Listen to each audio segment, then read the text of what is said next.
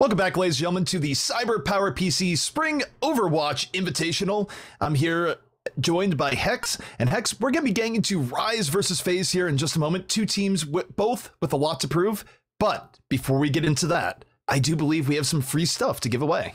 I am so excited. It's been so long since I've been able to do a proper sellout, and it's not even a sellout because we're just giving stuff away and we're doing stuff for predictions. First of all, giveaway. Free stuff, doesn't cost you anything. cyberpowerpc.cevo.com/giveaway. We're giving away a quad-core CPU. It's an i7-7700K. I have a 6700K. This thing promises to be 1,000 times better. I think that's how those numbers work. We're giving away Western Digital solid-state drives. We're giving away mechanical keyboards. Get a little clickety-clackety in your life. Those are just straight-up giveaways. Go to cyberpowerpc.cevo.com/giveaway for that. But we're also doing predictions. Flex your predictive Overwatch knowledge, and we're going to be giving away a lot of stuff there too. We've got a lot of people who are undefeated so far, as we've only had 2 sets, but what we're giving away there is... So I got to switch over tabs. We're giving away keyboards, we're giving away jerseys, we're giving away keyboards and jerseys and mouse pads. So make sure you go to cyberpowerpc.cevo.com/predictions there. I would just go giveaways because I don't know anything about Overwatch. I can't predict any of these things, but I think most of the smart people at home should go to both. And ZP, it's been a while, but I nailed it. That is some great selling out. And just to really emphasize here, we are giving away so much that we have actually had to relocate to a shed. I'm in a shed. Hex is in a shed. That's just how this is going down right now. But let's talk about the matter at hand, where we are getting into Rise versus FaZe. And as alluded to in the opening, Hex, these are both teams that have had somewhat of a troubled 2017, where they both had moments where they were looking extremely good in 2016. But I would say both of these teams, more so than perhaps most of the other teams in the tournament, really do have something to prove here. Both were looking good in about November of 2016, and then a lot of things happened to both the teams that caused a lot of downturn for them. They've both been trying to get back up onto it. For the last month, a month ago is when these teams faced off against each other in the pit lower brackets. FaZe did 2-0 Rise on that occasion. Although, a side note, Rise was playing with a sub that day. They got in Prima Dolce rather than having Desro. And Prima, I guess, had played amazingly in scrims and then just got a lot of pressure and felt very pressured in the actual matches. So that not a huge indicator. It was a 2-0 for FaZe over Rise earlier at the previous month. Well, the interesting thing for me, and now to switch gears a little bit and talk about where FaZe is going here, is that FaZe is a team where, if you think about when they were doing really well in 2016, they were ahead of the Genji meta, where you had Shadowburn, who was the most shut down Genji in the game for quite a period of time. Amazing. And then you've had meta shifts where Genji wasn't quite as viable. And now that the meta has gone back to a time where we see Genji used quite heavily by many a team in the scene, perhaps most notably by Rogue running the same style of dive over and over again with Nico on the Genji, you see that for FaZe, I feel like they've kind of struggled to reclaim their formula there, where you see Shadowburn flexing a lot more heavily than he ever did in the past. And it just feels like FaZe has had difficulty putting together full sets where they might look good for a map, but they're not able to do it over the full course of a series. So I'm very curious to see how this breaks down here today. Yeah, I think you've done a good job of really highlighting what FaZe's issue has been, and maybe I'm simplistic where I just start screaming at the screen, just put him on Genji. Let Shadowburn play Genji and see where it all falls. I think a lot of Rise's issues have come with getting switches from maybe Spirit and some of the other off-tank play. There are times where they need to be switching quicker onto different heroes. I still think their standout player would be Retzi. He's their shot caller and main DPS, which is insanely difficult to do, and as he goes, so will go Rise Nation's chances. I think he's one of the premier DPS players in all of Overwatch, and I think he's going to have a big game today.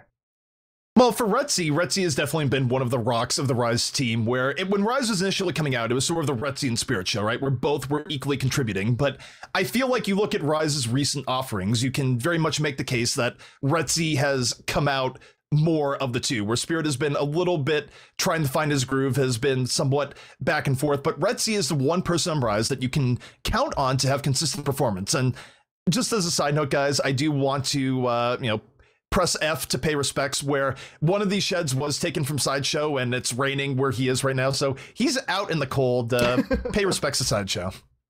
Behind this shed is simply another shed. It is sheds all the way down, but Sideshow... Actually, I have a confession. So this is sort of my backup plan if I wasn't voted into the committee, but behind every shed is a Russian flag. Now, maybe this is me just really selling out for Shadowburn here, but you know what? You have to have your exit plan. And if I wasn't voted in, I just say, you know, maybe call Putin, go from there. I don't know. But if that doesn't work, I'm going to space. But for now, we're just going to stick with the shed and let things be where they may. I mean, elections aren't safe anywhere. The Overwatch committee selection isn't safe. ZP's defecting to Russia, going to go fight a polar bear or something. I have no idea what's going on. I'm happy in my shed. It's cozy here. All right, so we are just waiting to get things started here, but should be good to go momentarily. Hex, any other thoughts on the series?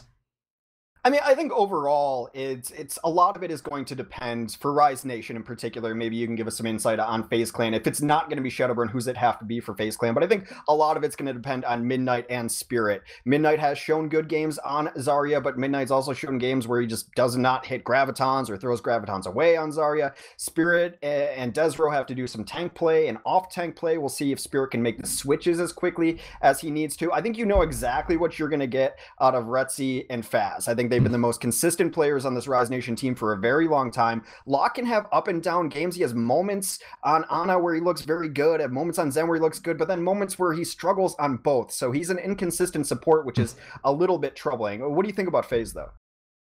Looking at FaZe, I mean, it is a roster with a lot of raw talent where I know that Shadowburn gets a lot of the focus because at one point he was very arguably the most dominant Genji in the game, but you take a look at players like Raucus, who not only is a great support, but is really multi-talented. You need only look at his performance on things like Ladder and otherwise to take a look at that. I mean, actually, Raucus goes way back. There was a point where he had some of the most playtime in the entire game in the beginning, and he actually leveraged that to get good at the game. So he's an interesting story all in on his own. And then you have players like Zoms, who have been a part of many teams over the course of Overwatch. Of course, he's been with FaZe for quite a while, but it's easy to underrate his contribution to the team. So I don't know. I mean, FaZe has a lot of talent on it. I would say their biggest question mark has probably been the Too Easy swap, where Mikey really hasn't been able to fill that hole particularly well. And for as much as Too Easy got high praise and sometimes a bit of criticism for having up and down days, Mikey has yet to show us that he can have as good of a day as Too Easy sometimes would have when he was having a good day. Now, all this analysis is fine and good, but we do have some map bans to show you. The teams have been getting into it, so let's get that up right now.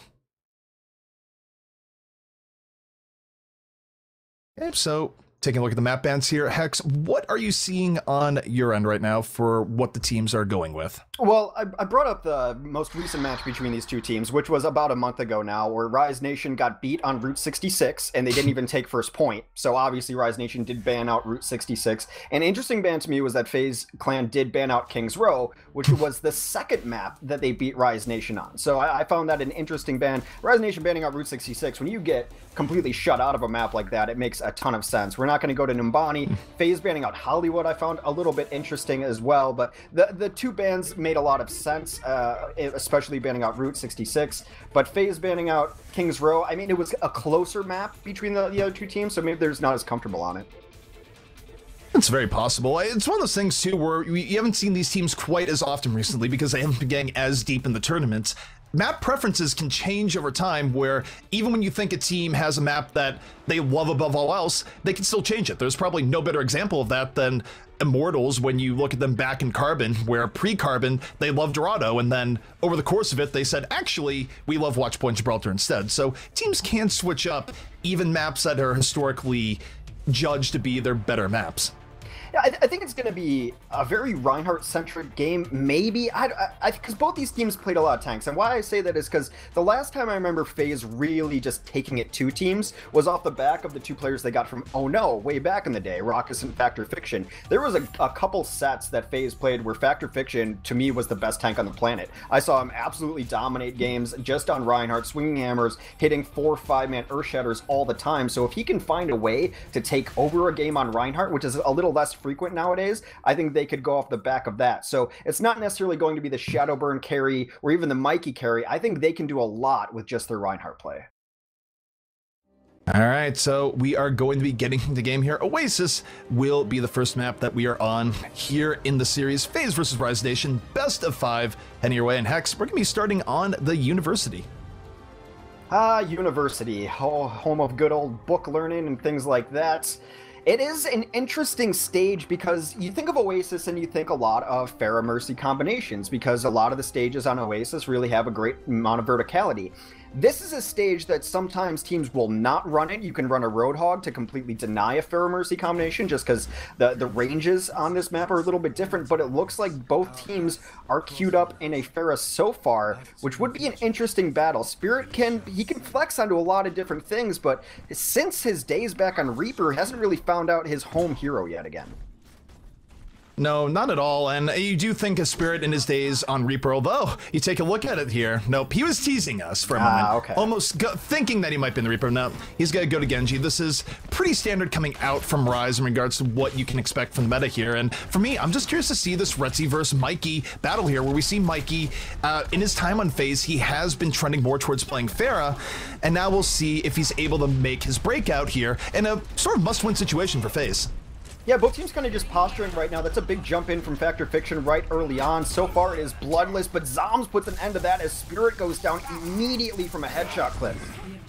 And just like that, you see FaZe pressing the advantage. They get the early pickoff, and they push in the Rise. Rise, though, they back right out. They don't feed extra kills into it beyond Desro, so it's not the worst reaction here from Rise. I know that they can regroup and go back in a moment, but so far, running Pharah on University, which you don't always see, is working out pretty well for FaZe. I think the last time we saw it run really well was probably Immortals, where Agility, of all things, swapped onto this instead of playing Roadhog and had himself a really nice game. So right now, they just have to find some sort of entry. That's really nice. Locke takes out his counterpart. Rock is down.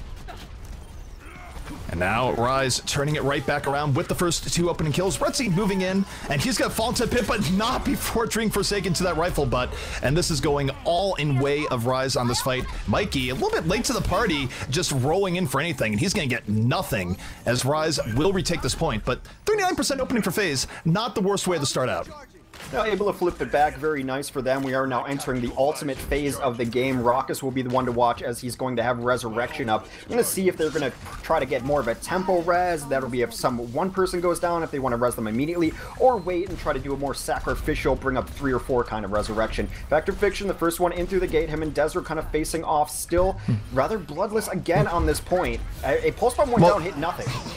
FaZe can trade out here, though. They have the Resurrection in reserve as Mikey just holding to the back, getting pocketed, waiting for the right opportunity, has the barrage in reserve, and not really using it right now. Self-destruct comes in, and FaZe being tentative on how they engage. They lose Forsaken, and here comes Mikey. He's going to dive in. I think this is because if he wants to die, he'll have the res available, but Shadowburn moving in, grabs Locke, and FaZe, they might not need to blow as much on this as they do start pushing Rise back. Resurrection could be a fight-winning ult. If you lose 2 and then you get 2 in return, then all of a sudden hitting Q just gets you a 6v4, and most Overwatch teams are going to win that 6v4 and completely close it out. Some last-second stalls will come in as Factor Fiction Tesla's down the remainder there. A very close first stage here as both teams can be tied at about 55 next time the fight begins. Pretty much all evened up. FaZe, interesting stuff here where you thought for a moment Mikey might go for the ambush barrage. No, he's going to hold to the back, and now he's coming in over the top. Barrage looking directly for Retzi, drops on Retzi's head, but no, the sound barrier keeping Retzi nice and alive during that. 2 kills going the way of the Rise, and that barrage getting countered, leading Rise to getting right back on the point with authority. Able to completely just nullify the Pharah there. Mikey has been rather quiet throughout most of this game. Again, it's one of the reasons that you don't see Pharah a lot on this map. It's very reminiscent of Control Center. There's not a whole lot of places to hide once you're already out in the fight. Spirit right now looking to get the early pulse bomb, gets it on the Factor Fiction. Retzi there in the cleanup, and now for Rise, they can push this up a little bit more. Spirit is entertaining the idea, but it's up to FaZe to push in here. Rise is in a great position. They only have to win 1 more fight to take the round, but FaZe will have a res up here in just a moment, so you gotta expect them to deep dive in here in a moment. But Mikey under a lot of pressure here, Hex. It's been very tentative here. Right after they just got a pick onto Zenyatta from a mile away, they still didn't go in. Shadowburn takes down Desro. They're going to have a huge advantage so far in this fight, but it's taken them very long. So long that it's been 98%. A late Dragon Blade, almost unnecessary there, but they do need to clean up this point. Well, they are able to clean it up, and they clean it up so cleanly that not only do they not lose anyone in the process, but of course they're able to bank the res as a result. So now the key for this next engagement is for Rise Nation. can you kill Raucus before you do significant damage to the team? Because you don't want to have to kill everyone twice. And they do have the tools to kill everyone at least once here. Retzi holding on to the tack visor. Transcendence is up. So Rise waiting for the opportunity. Pulse Bomb comes into the back. Does not connect, but makes Lock blow the Transcendence. Factor Fiction is out. Here comes Retzi. Raucus, the timer started on his resurrection if he wants Factor Fiction back in, but he's taken down by FaZe, and Rise now in a great position to take this point. New Lucio is now Beastio. He can do so much damage out of nowhere, and I think players still adjusting to that fact. A cleanup towards the end. Spirit can just take his Pulse Bomb to the bank. No need. They will take first stage there. Back and forth, both teams showing us some good moments. I do feel like there were points when FaZe had control that they weren't aggressive enough to maintain control, but still anyone's game as we roll into the second round here on Oasis. I think lack of aggression is really a good call there, because there were times, look, Mikey hit a mile away rocket onto Locke, which is probably Locke's fault because he should not be dying to those kind of rockets from that distance. But even after that, they were still just sitting back and poking. How much more poke do you want? You just took out a healer, you just took out Discord Orb, go in. I mean, you're running a partially dive-ish composition with a combo, then you've got a Winston and a Tracer, go. I don't know what they were waiting for, it just didn't seem like they're being aggressive enough for my taste. Well, Hex, the Pharah v Pharah battle is going to be happening here, although the interesting part is that only one side is running the Mercy, so Spirit not going to have quite the degree of support that Mikey is getting here. Still, though, both Pharahs taking the skies. Mikey, first shot landing onto Spirit, Spirit firing right back. Air war is underway, but you look at the ground war, Midnight is going to get knocked out of his mech here early on, and this is going to give FaZe a little bit more pressure as Spirit goes down, effectively a 6v4 here. A lot of opportunity now for FaZe to secure this first point. I don't think you can overrate how important D.Va is on this stage, and especially when Pharah v Pharahs are going on. Demaking a D.Va already pretty much wins you the Pharah v Pharah, because it means that your D.Va is going to be able to get in the face of the opposing Pharah, and I mean, D.Va's annoying for all sorts of DPS, but just as much for a Pharah as anything else. You've only got 6 in that clip, and every one that gets eaten is one that can't connect elsewhere, so a crucial kill to be able to demech the opposing D.Va. So, FaZe striking first, and they have the Resurrection banked up for this next fight, so again, Rise with 2 objectives here. They don't just have to win the fight, they also need to make sure that they take down Mercy early on, or things need to flip right back on them. FaZe, meanwhile, sitting pretty with tanks on the point, but Zombs takes a rocket to the feet. 6 versus 5 here. The timer is started on the res, as Spirit going in deeper, picks up the second kill, and Raucus probably going to be coming in with the res any moment here. Yeah, he's going to have to get across the map to do so, though, because they died in really unadvantageous positions, but he's able to not get it off. Actually, Raucus almost dies there, too. They might just be saving it, just trying to stall out. I think that's the plan right now. Well, Retzi used attack visors. Fight still in progress. Transcendence is in, keeping Rise up and alive, but they're not able to retake the point right now. Hex, the stall from FaZe is doing quite a bit of work, and now here comes FaZe off the counter engage. Soundbear is in on 4 people, but Raucus just gets domed by Spirit early on. FaZe, though, fighting back despite being poked down. A lot of people are low and yet not out of the fight, as Rise down to their last few members on the point. But the damage takes its toll, and Rise very well could pull this back. Oasis as a whole, this stage it seems in particular, just a brawl. It's a constant fight. It's very difficult to get the entire team wipe that you need to be able to flip it around. It's like a ramped up Ilios, where once you capture a point, you can stall out so harshly. They're already at 85%, and they really only had one initial clean fight, and then just stalled it out. Really smart play from FaZe. Well, Rise now stuck with a monumental task where they're going to have to win just about every fight in this round if they want to take it. FaZe, a lot of room to work with here. Zombs to the back. Pulse Bomb going to miss, doesn't get the initial pickoff, and yet FaZe still in a good position here as they come in, and Zombs about to feast on the Zenyatta, able to take down Locke early on. 5 versus 5. Both teams still in this as they look for the all-important next pick, and Zombs got to back out here. Retzi getting the better of him, and Spirit is there with the follow-through. The fact that Spirit's able to get anything with lockdown is just really a testament to his dodging ability. He hits a rocket, he's at such low health, but he doesn't have the orb. You see him floating back to spawn to try to get that orb. The Zenyatta is a poor man's mercy in this situation. You're going to give that orb to your Pharah for the most part, and losing him early and still staying alive, just really well played by Spirit there. This next fight very well could be FaZe's window. They're going to be able to lead with the self-destruct. Mikey has options with the barrage, and the resurrection is going to be up. So again, Raucus a focal point here because you have one team running a Mercy, the other team isn't. FaZe now moving in.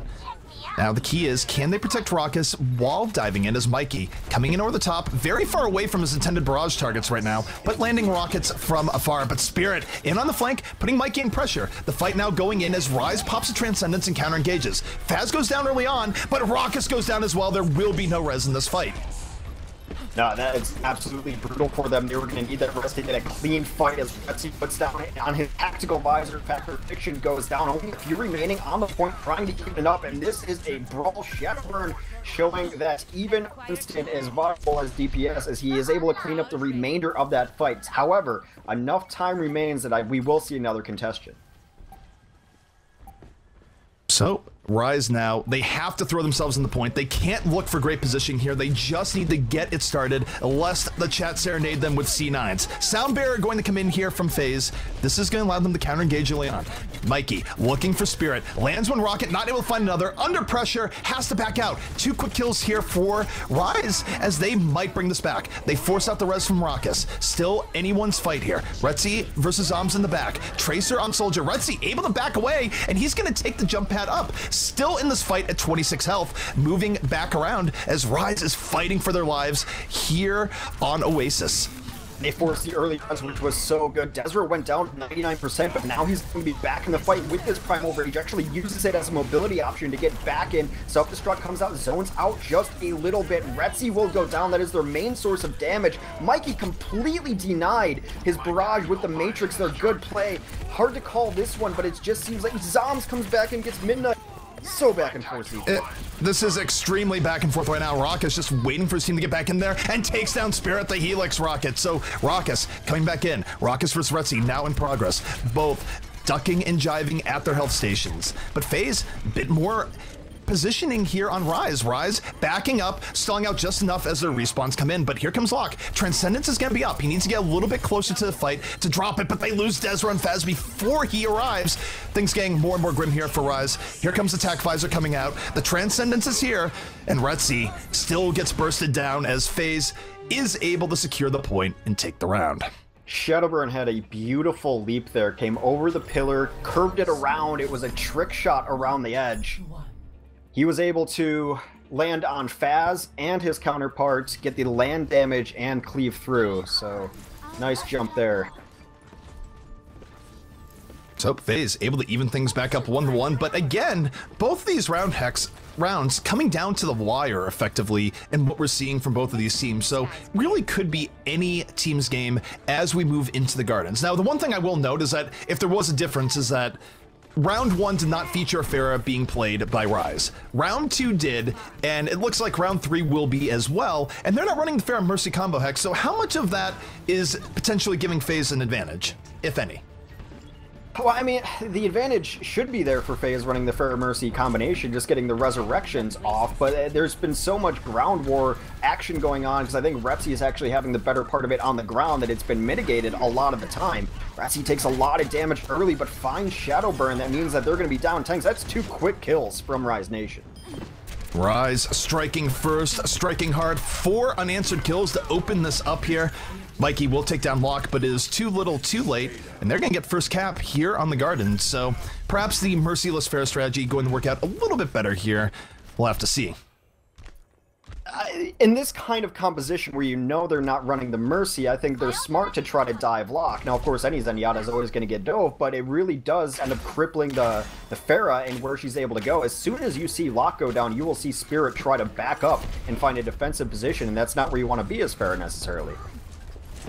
Well, Mikey coming in over the top, protected, able to get Spirit with the aid of Zombs early on, so Mikey's approach successful. A long-range rocket removes Retzi from the fight, and FaZe 2 picture-perfect kills to open this up. This should be decisive and should flip it right back the way of FaZe. That's exactly how you want to open a fight, to be able to take down both supports without any healing. All of that damage will be permanent, so a very quick indicator of if you're going to win or lose a fight. Did both our supports die? That's a really easy flowchart to follow.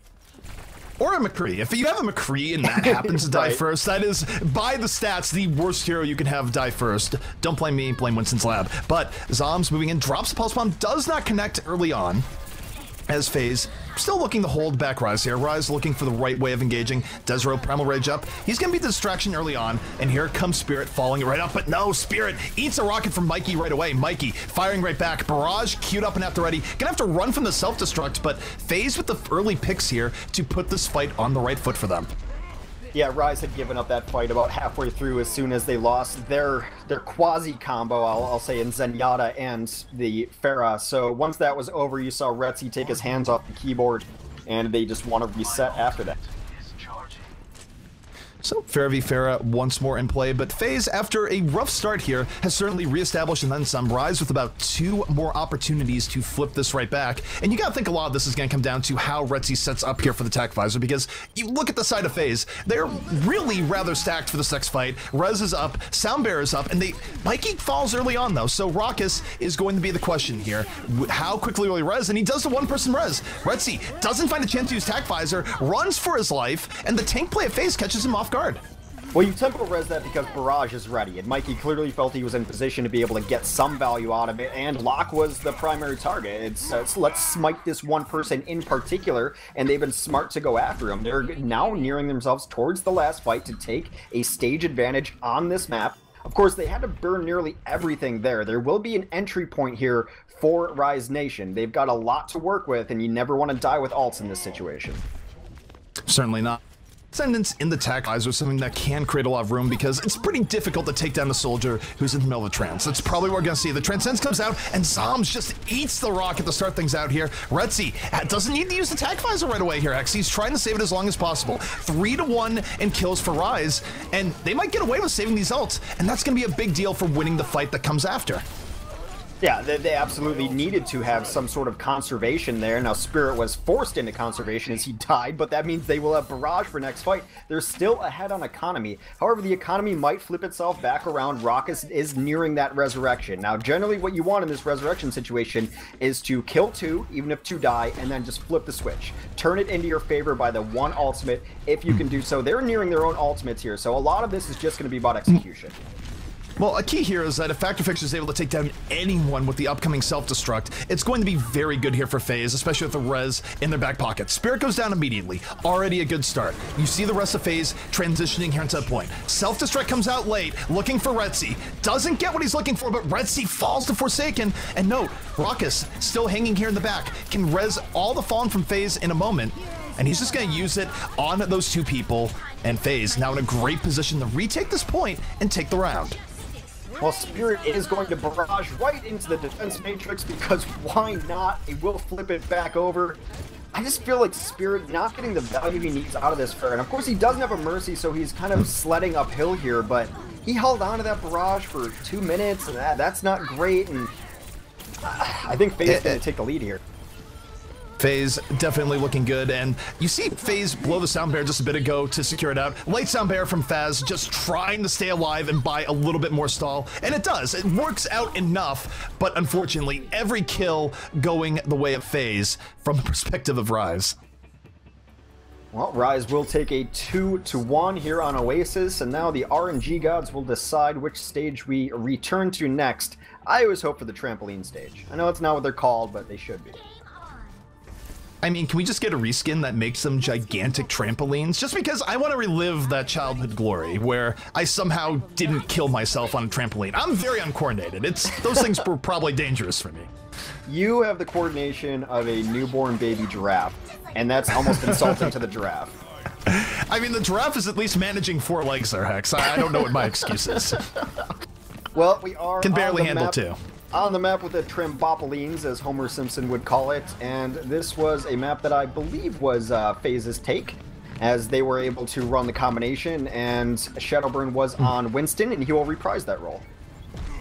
For Rise, the only round they've been able to win on here so far is University, and it is notably the one map that doesn't favor Fair as much, and the Fair setup for FaZe has been better. Notably, though, there is no Fair being run by Rise this time around. Spirit instead on the Tracer, so it's a much heavier focus on the ground war, but it is going to free Mikey to be more aggressive from the top. Still, doesn't make the most of it here as Retzi and Spirit pick up the first 2 kills. Suddenly, Mikey in full retreat. D.Va in his face, can't stand the fight any longer. Rise should be able to take this first point. It's just really well played. If you're only going to play the ground war and you don't want to run a combo, then wait for them to come to you, which they did, and then they sat a little far back. They were able to win that ground war. As soon as Mikey showed his face, Midnight launched right up at him, but they'd already gotten 2 kills there. I think this is a smart adjustment. Spirit, I always like when players know I just don't have it on Fair right now. I can't do anything against this combo if we're not going to run our own Mercy, which they are not going to. Locke doesn't really run it very often, so it's just a really smart adjustment. Locke goes down to Zombs really early, though, for FaZe. And you see here from Rise trying to make this most of a great impact. They do take down Zombs. Pulse Bomb comes out late. This could knock Fact Fiction out of the mech, but no. Able to get healed up in the middle of it, and Rise suddenly bleeding players. 2 down immediately, and Spirit finding himself very much all alone here towards the very end as he looks to bring it back, but not going to happen. FaZe holding on towards the end, and that's going to let them flip this point. Yeah, I believe there was a vehicular homicide there going on. 2 people got booped into the vehicles, as it turns out. Well, unfortunate there, but 41% on the board for Rise Nation as they look to even up this map. Of course, FaZe is looking to take the first map away in our best of 5 here. Retzi's going to have a tactical visor at the ready here. He's been kind of sitting on the low ground, and Self-Destruct will come in and push them all in the corner. Still bloodless here. Mikey's going for the barrage. Does get Desro. Mikey picking up 2, still goes out of the fight rather early, but the damage has been done for FaZe, as now they can rotate right back into Rise and defend this take that they just had. So this is going to even up this map here, 41 to 41%. Rise with perhaps 3 more attempts to take it, but again, they have the dilemma where they haven't really been dealing with Raucus all that well. Raucus, more often than not, is able to get the resurrection off, so they want this to work. They do have to find a better way of isolating Raucus early on. It's been difficult for them to actually end up dealing with him, and now a lot of the ults in favor of FaZe right now. Again, going to be execution, and very early sound barrier comes off, and if the sound barrier comes off with the team in control, you expect kills off it. They get nothing. Retzi uses attack visor pretty much just to take down Zombs, but has a party with Shadowburn in the corner, and Shadowburn gonna win that with the Primal Rage. Still winnable fight here for Ryza. Spirit takes down D.Va early on, chasing down Shadowburn, going to find that last kill, and Rise recapping this point. Still though, Hex, they're going to have to hold for most of the rest of the map. They will get a chance to come back in if they lose it, but they won't have a whole lot of time. Yeah, it was just interesting to see Forsaken there drop the sound barrier and get very little out of it. Honestly, if you're holding the map, you want to use it in reaction to something. They looked like they were chasing it. I don't know if Forsaken got very low, but that's neither here nor there. They will not have it for the next fight. Midnight will have self-destruct, but the big ultimate on the field, which could seal this game, is Resurrection. Anytime Mercy is on the field, she has to be priority numero uno. And FaZe now moving in. Raucus sitting right with Mikey here. And we'll see if they're able to find a way of piercing through effectively. As Mikey right now going on the left, not really diving this deep in, and this is problematic for FaZe. They're waiting so long that this might be their last attempt, depending on how long this fight gets stalled out. Still though, by taking down Desro early, they've set the stage for a 6v5. Everyone mostly healthy, but Mikey now, bit of trouble, gets healed up at the last moment, builds the barrage, and now is moving back in. Takes Midnight out of the mech, takes down Midnight period, and Locke now in rough shape, eats a rocket directly, and the barrage won't even be needed to finish him off. Now, all in favor of FaZe right now. No resurrection even needed. Desert does try to dive onto Raucus, but Raucus gets slipped back into Spirit, but it should not matter. Numbers hugely in favor of FaZe here. They do flip it back over. FaZe able to recap in the midst of overtime, but Rise still with one more fight available. Unfortunately, they are going to have to do it through Resurrection, so easier said than done as Mikey deep diving, or not so much deep diving, going back to spawn, waiting for the rest of his team. Rise coming back in through the front, and they're going to have to open up with Sound Barrier and hope for a very decisive engagement here, Hex. Maybe. They're not really fighting the ground where that Pulse Bomb says happy birthday to the ground, but they do end up sound barring here. You were correct. Rock is still in the skies, but gotta find a way to take him out of the equation. Late barrage coming in from Mikey, takes down Desro to start this off. It's a good opening for FaZe. Rock is still very much up and alive, not in danger of not getting the resurrection off. Forsaken first to fall. Here comes Retzi. Tac Pfizer is out, and you gotta think Rock is his #1 priority. Can't find him here. Rock is holding on. Is this gonna be a 3-man res? Takes up 2 at the very end, but Retzi just piling on. Doesn't even care that heroes were rezzed, as kill after kill coming in from the soldier play. Rise punishes the resurrection.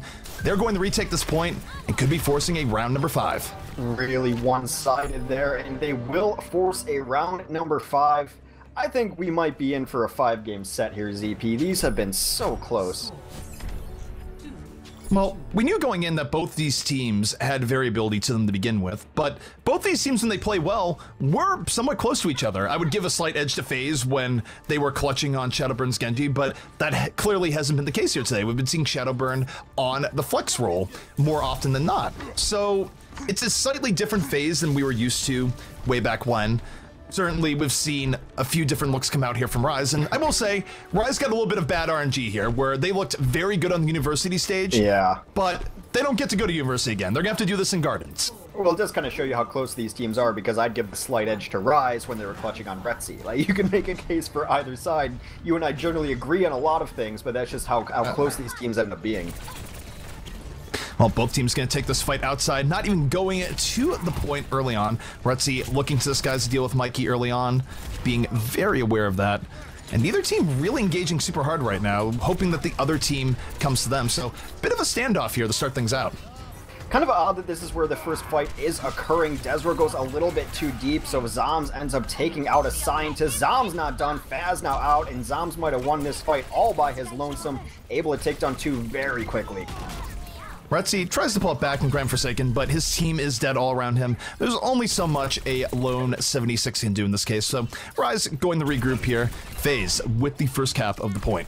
I have to question some of the aggressive positioning there, because it seemed like FaZe wanted to sit back and wait for them to come to him, and at that point, why not just rotate around and take the high ground away? Sit on the point, make them come to you in a terrible position. Instead, they dove in, lost their main tank early, and that was the end of that fight. Rise still poking around, looking for a way of getting back in here. Retzi being somewhat tentative on how deep he wants to go. Still getting distracted by Zoms here in the back end. Zoms is actually drawing a lot of attention his way, but all good things must come to an end. Zoms falling after the pulse bomb. 5 versus 5 to move in, but Retzi just getting zoned out of this fight while the rest of FaZe's DPS able to lay things in on the point. It works out very well for them. Shadowburn and Factor Fiction there for the follow through, and they're going to hold on, although that sound barrier seemed highly questionable. Well, it's one of the only times we talk about Lucio's is when we somewhat disagree with sound barriers. Unfortunately, that is the nature of the beast right now. Forsaken right, just used that when no one was there. The fight was actually over when the sound barrier hit, so that is one they probably wish they could have back, because now you look at Rise, they're going to be coming in with Transcendence and Sound Barrier both on deck. This is a great opportunity to retake, but Locke takes a rocket right to the dome. Mikey catching him off guard, and FaZe might be able to pull this fight back yet, despite the early wasted Sound Barrier. It's been very difficult for Locke, as Desert's been trying to get aggressive, so he has no one back there to drop a shield and protect him. But meanwhile, after that first pick, it has been all Rise Nation as they come in and take down several of the heroes, only Forsaken on this point with Shadowburn. And the interesting thing is that Locke didn't even have to use the Transcendence. That was just off the early Sound Barrier. And just, you know, it could have been good to deal with that Sound Barrier, Hex. Another Sound Barrier. Another Sound Barrier. Well, Locke wasn't forced to use the Transcendence because he was in spawn. This case, Locke has had a rough one so far. It's been a tough day for Zenyatta's and support mains that have been Mercies overall. So that is going to be Ice taking it back. Now they will have the high ground, and you know, one of the benefits of dying young is that you still have Transcendence for the next fight. Alright, and as Hex communes with his inner robot self, Mikey coming in over the top archway once more, holding on to the barrage, looking for Desro. Desro gonna have to go out, and no, Rocket still going into Desro, going to take him out with the aid of Factor Fiction, and it's gonna be a late Transcendence coming out here from Locke, where their Rise is already in a bit of a hole, yet with Rockets going down, evens things up a little bit more, Hex. Yeah, Raucus being out of the fight is absolutely a huge deal as Retzi and company combine for the remainder of those kills, but they need to clean it up completely. If they end up doing so, it seems like FaZe will still be at about 99%. Rise now backs against the wall for this first map. If they lose another fight, it may be all but over. And Hex, when you look about ways of losing a fight, well, isn't that what strikes out to you when you take a look at all the ultimates that FaZe has up here? This is FaZe's game to lose at this point. It'd be stunning if Rise is able to hold on through this next engagement, because even Shadowburn should have his ultimate up if he's able to stay alive for 5 seconds here, and they're just going to rotate in. Shadowburn to get started off at the cleave. FaZe right now, so many tools available to them, looking for that first pickup. They get onto Spirit. Mikey drops a barrage in the hallway, taking down 2 before falling himself. Raucus might just res him for good measure, who knows, but FaZe in a great position here, and they're going to res. They're going to go up to a full 6 here. They retake the point, and now the question is if Rise can even delay this out. Retzi falls, and no, Spirit does not get to the point in time. That's going to be FaZe taking map number 1 over Rise Nation. That's a victory resurrection indeed. I think we've had all sorts of tech issues throughout this match. I know my Skype's going nuts, my robot voice is coming into effect. I don't know. The wonders of technology sometimes a curse as well. God bless technology. Also, God bless the United States of America if I'm still in full-on sellout mode, which, I mean, do I ever leave it, really? But, I mean, what more can you say in looking at this match where things were very close? I do think that there was a bit of a difference in the fact that Mikey's Pharah did get quite a bit done. I don't think Rise had the absolute best answer to it. I think their ideal answer was to run Pharah on Pharah, but Rise never really attempted to run a Mercy of their own. So over time, I do feel like the Pharah Mercy play of FaZe was just a somewhat better play on meta standards alone versus how Rise actually dealt with it.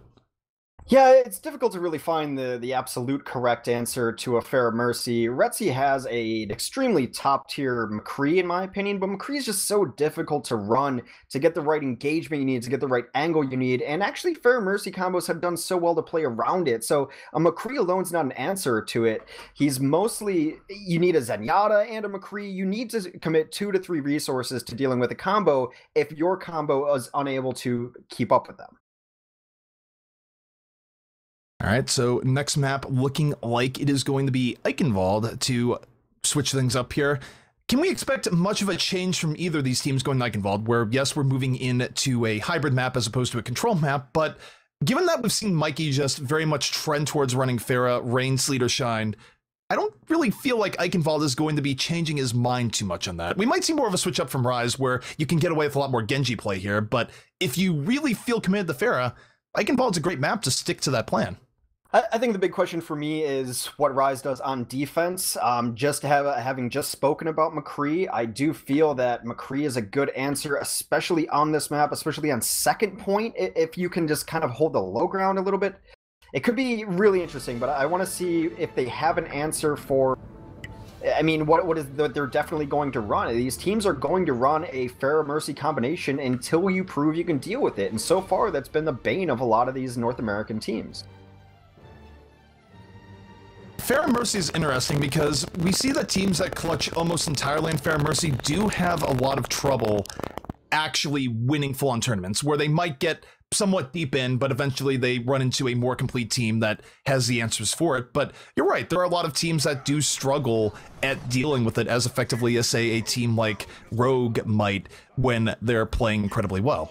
Either way, though, Hex, taking a look at the defense coming out here from the side of FaZe, what are we looking at? Well, have they left Spawn with it is the question. Is Forsaken now? He's still in Spawn back there, so I think Forsaken will probably be coming up onto a Lucio at a certain point in time. I think we do need a pause, though, is what the players are calling for. I think Shadowburn has disconnected. They're not giving him trouble as well. So Shadowburn not actually giving us the switcheroo and going, I'm actually waiting till 18 seconds. No, instead, he needed a pause. In fact, we might be sending this back to lobby at this point. Hard to say, though. Shadowburn is in, so this is rolling in. No one needs a pause, actually. Okay. Well, as Mikey here just says, debated. Yeah, you know.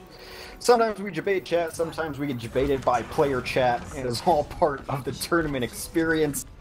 So yeah, no Torb, unfortunately. It looks like they're running something pretty standard on this defense. I guess Shadowburn just is going to be playing a lot of off-tank today. It's going to be on Zarya this time instead. We've actually seen not the standard amount of Zarya we usually do. No, Zarya is more optional nowadays than it has been in the past, but you take a look at this Rise offense, it is very much committed to the dive. They got through the archway with no problems, but they are struggling getting that first kill.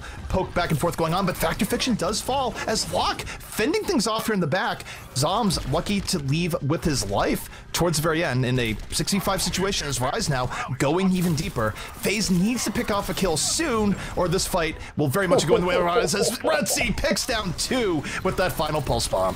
You know, Retzi's going to get all the glory for that, but I want to give Desro a ton of credit for staying at the front gate as Winston, cleaving them down and staying alive during it. All their attention was focused on the angry scientist with the Tesla cannon. Retzi's able to come in the back, stick that pulse bomb. Well, Rise certainly with a good opening here, and as expected, they running with the Genji, not running with the Pharah, the go-through here. Spirit, though, going to have a Dragon Blade up for this next point, so Rise with quite a bit of momentum, Hex, as they move into second. Yeah, I mean, Locke goes down really early, and now that is a completely wasted visor. Not grand. Well, no, not great at all. FaZe's counter dive there completely catching Rise off guard. The only upside that you could say for Rise is that they only threw Tech Visor into that. But for FaZe, what they want here is that if they are going to lose a fight, they want Rise to blow the ultimates here rather than deeper into second. But Factor Fiction going down, they might not need to play that way. Well, the big question for me is how Rise Nation is going to run this triple DPS. We know what Retzi can do. Now here comes Spirit with a blade.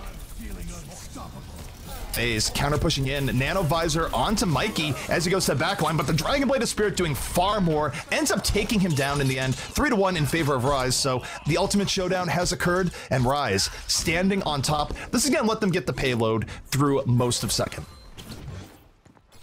Well, again, it's going to be what can Spirit and Midnight get done when they're running this triple DPS. So now we know exactly that they have Retzi. Spirit has had really good Genji games before. Midnight generally was more of a tank player for this team rather than a DPS player. So if he can rotate onto that, and that is 2 quick kills for Rise Nation.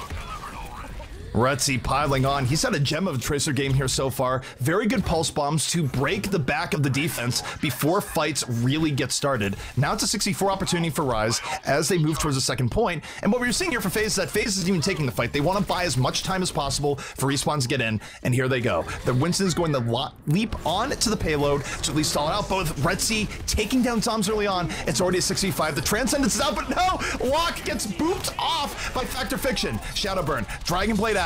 Gonna look to bring this back, ends up falling to Midnight in the back, and the defense for FaZe not quite enough to stop this castle gate from being knocked down. I mean, Locke positioned himself against the cart, hoping not get knocked into oblivion, but it just wasn't enough to stave off Winston. Shadowburn now off of Genji, will move on to D.Va instead, but it has been a roll by Rise Nation so far, and right now they just don't have an answer to this triple DPS. I think adding in another tank may be the beginning of it, but they're really just getting outclassed 1v1. Well, the big thing here is that there's 4 minutes, 18 seconds left. Spirit, Dragon Blade coming out, looking for the supports in the back. Gets booped around, though. The boop completely repositioning him. Gets nothing from the Dragon Blade as a result. Going in on Lucio, dangerous for Genjis nowadays, and you see why there, as FaZe is able to reverse that fight back in their favor. Yeah, they do finally stabilize on the defense for the first time here, and they're actually banking a couple ults as well. They've got all the support ults. That's a nice helix on the getaway, too, to take down FaZe. Spirit is going back to what he first made his name on all of those months ago. I think it was Overwatch Open qualifiers. He's going to be on a Reaper. Reaper can still be good on this point in particular. Reaper is somewhat underused in close quarter areas, period. There's maps like Anubis where I'd still like to see him more. Liquid used to run it, they don't anymore. And Rise now, with the Reaper, starting the pressure in. Both teams dropping the beat. The sound barriers are going to neutralize going in. Factor Fiction goes to the back, but Spirit right there at the damage, gonna force out the Primal Rage, and even the Primal Rage, Factor Fiction lucky to get out of there with his life. Rise with momentum on their side. Mikey trying to reverse it with the Tac Visor in the back, not getting the most out of it because the Transcendence nullifies most of it. Does find Midnight towards the very end, and what is still a 5 versus 5 fight. Spirit able to take down his primary target as Factor Fiction will go down. Spirit now comes around the corner. A nice pulse bomb did land as well, and they're cleaning up the remainder of these tanks. Spirit has Death Blossom, could be looking to go off the top rope or just camp a spawn. He's actually just going to sit right outside here waiting for anyone to jump in.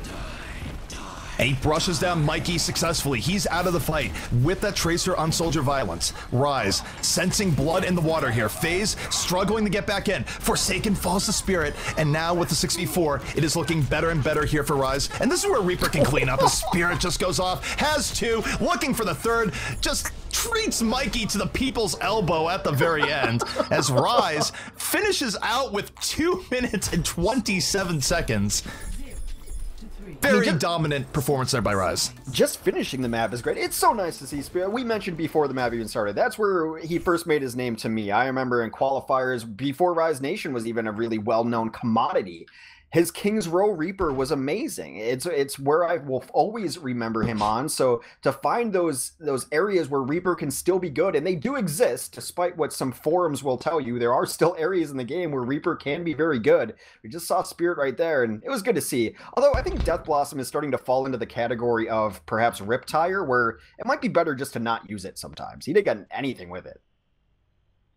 Yeah, there are ultimates in the game where merely trying to use them can hurt you more than simply playing normally. Of course, the best example of that would just be Deadeye, where Deadeye right now, per the statistics in comp games, has a negative win rate, as in, if you use it as a McCree, you are more likely to lose the fight than win it. And that's just because even at the pro level, finding the right moment for a Deadeye where you maybe get a kill or just get really good zoning is difficult because of how exposed you become when you use it. So ultimates are not necessarily an I win button in Overwatch, at least for some heroes. The problem with Deadeye especially is it's only really good when used with Earthshatter or maybe even Graviton in specific situations. But then even then, do you really need it? Like, you could probably just clean it up with primaries at those points in time. So something is going on with Deadeye. I know it breaks your heart. The answer is that you do need it, because that's how you get play of the game, and that's how you get esports dollars, or I don't know, it's bragging rights. But let's take a look here at the defense coming out here from Rise. Rise gonna be running this relatively tank heavy, triple tank with Roadhog and Zarya, backed up by Retzi as the main DPS in 76, so a lot is gonna be on Retzi to hold this back. Conversely, you take a look at the offense, Pharah isn't in sight. This is going to be more reliant on old school FaZe tactics, with Shadowburn leading the way on his Genji. Well, pretty divey here as well, so we're going to see where the Winston wants to engage, and if his counterparts in Tracer, well, Tracer's not going to be there with the dive, that's for sure. You might just want to fully reset this. That's too early to die. Spirit channeling his inner agilities from what we saw earlier today, where Waffletastic could not get a break. But Spirit ends up with 2 early on, so good Roadhog play from Rise to shut down this early attack. Yeah, really nice play for them so far, and I really am just been impressed with Spirit today. I think he's making the right switches when he needs to. Well, right now he is wide open for another hook. Going to back up a bit here as the offense moves in, but Raucus gets picked off very early on. Now, Rise counter pushing back in, and what a right click from Spirit, sending Shadowburn back to the Abyss. Rise looking very good here on Eichenwald first. And it gets very dangerous on Eichenwald. If you can't break these first couple, and the defense is going to have the ultimate advantage, then it becomes even harder to break. It's one of the hardest first points in the game to break anyway, and now they're just putting themselves behind the 8 ball. Spirit getting very close to getting another hook kill there. You saw Zoms just barely getting away with his life, but FaZe still fully up, 6 people at full health. This is an opportunity for them to come in and get a good push, but they're very tentative right now. They don't like what they see right now on the defense.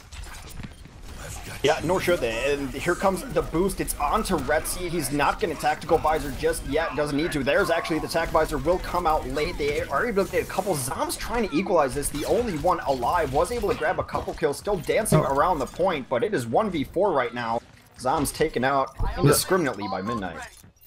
Well, Zom's got the first kill in that fight and was looking decent for FaZe, but what you saw from Rise is that their death ball paying off. They were able to turn that fight around, in large part due to some great Zarya play by Midnight, and now he's setting up for the next fight. Graviton is going to be on the menu, and really this is dangerous here for FaZe as they come in, because with 4 ultimates up, this is their window, Hex. If they fail this attack, they're very likely to get full held. Well, they're going to push into about 4 ultimates because everyone is so close. The economy's been so good from Rise. There's the grab.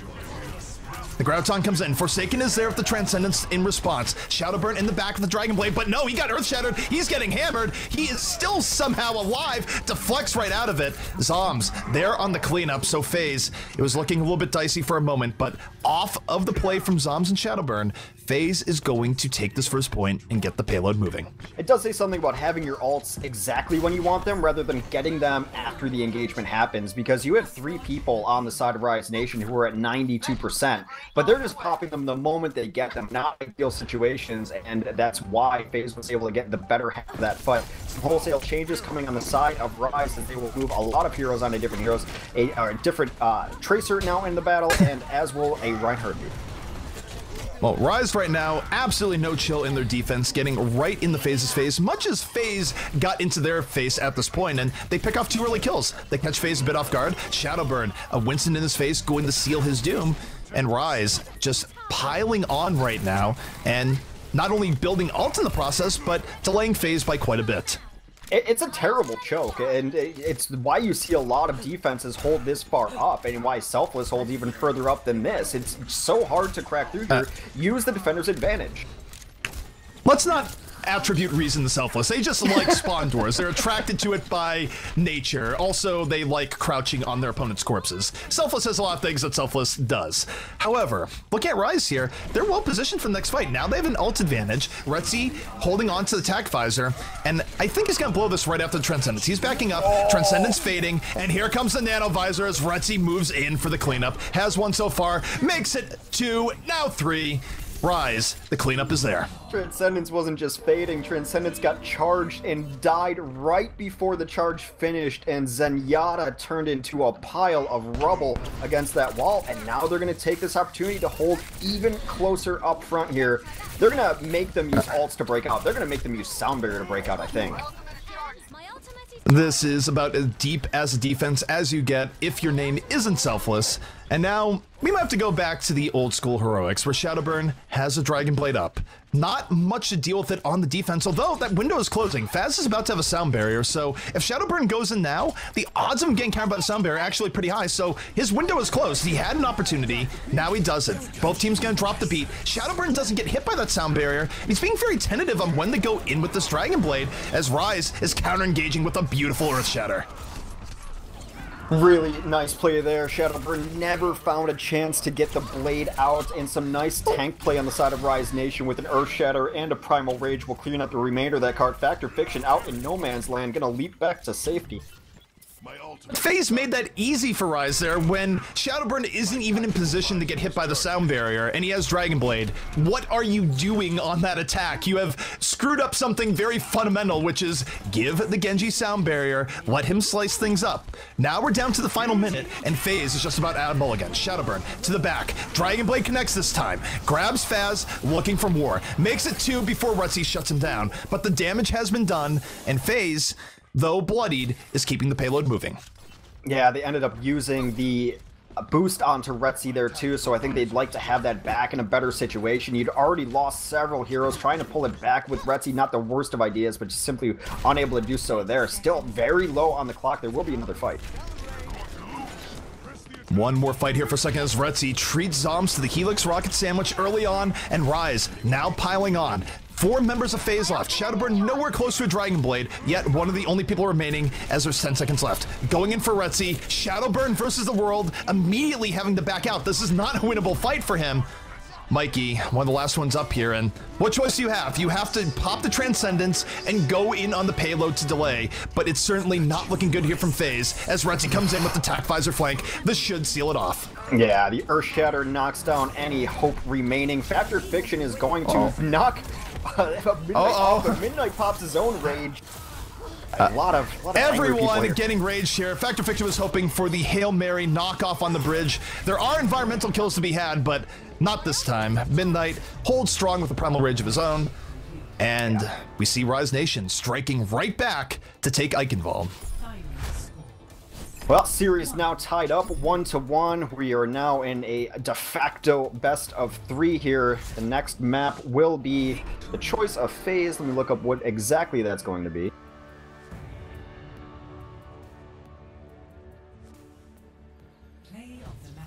And the game going the way of Midnight. Yeah, we're going to be headed to Ilios next. Should we need another, we'll be going to Lijiang. So a lot of control in our future. And don't forget that if we ever hit a point of a tie, which I don't think we can now, at the very least, it would be always Actually, will we go back to Oasis? Like, just thinking about the way it works here. We have Oasis as the first map, but I think it's still the tiebreaker. I don't know. Either way. We are going to be heading into the next map moment. Go ahead. I don't know why you ever ask me questions as far as rules. You know, the less knowledge that I have to work with, the better off it is for the entire tournament. So what we're seeing here is that both these teams relatively evenly matched, but I will note that Rise definitely felt a lot better on a map where FaZe was not running the Pharah super heavily. They tried to go back the old way with Genji as the main projectile DPS, and it was kind of a rough game for Shadowburn. He wasn't really able to channel the Shadowburn of old, because if you think about the Shadowburn of old, what you would see is that Shadowburn would go in, get 2-3 kills without Dragon Blade, and Dragon Blade was a luxury reserved for killing an entire team. It didn't quite work that way for FaZe in this match. No, not at all. I think a lot of that spawn camping is just, I still find it so demoralizing for teams that you have to go 5 feet from your spawn and bust out a sound barrier. And I think that's maybe where some of it got mixed up, was the sound barrier not hitting, as you mentioned, not hitting Shadowburn there. A lot of that is just panic and frustration of, I can't believe we're getting held this far back. I have to use this. And for whatever reason, Shadowburn got himself out of line of sight of that. And I think that was one of the most deciding moments in that map. It does make you wonder what the call situation is there, because there should be some form of check that says, wait for the Genji before dropping the sound barrier. And I mean, it could go on either end. We don't know what the comms are like on FaZe, but what we do know objectively, looking for the outside in, is that they looked a bit discombobulated on how they were going in. They did not have clean engages there. And Rise, by contrast, had a very good defensive setup where anytime FaZe overextended or didn't go in at the same time, Rise was able to punish it with well-timed ults on most of those engagements. Well, we're going to be headed to Ilios here, and my question is, this is also a very good map for Pharah Mercy. Will Rise finally have an answer to Pharah Mercy? I will say also this map does lend itself to a little more McCree play if you need it to deal with a Pharah Mercy. This first stage, though, is going to be one of the best Widow maps, and Zoms is queued up on it.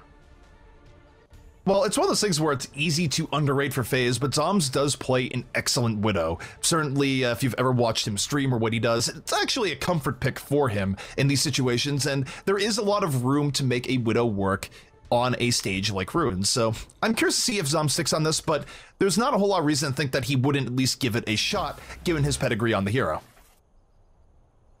Well, it can be very difficult to deal with. It's going to be a lot up to Desro or Midnight to just jump on him, since they're not going to run a Widow of their own. In fact, I don't really recall a time where I've seen Rise run a Widow. I would have to imagine it'd be Retzi if they were going to do it, but it's been a while since I've seen Rise have to run a Widowmaker.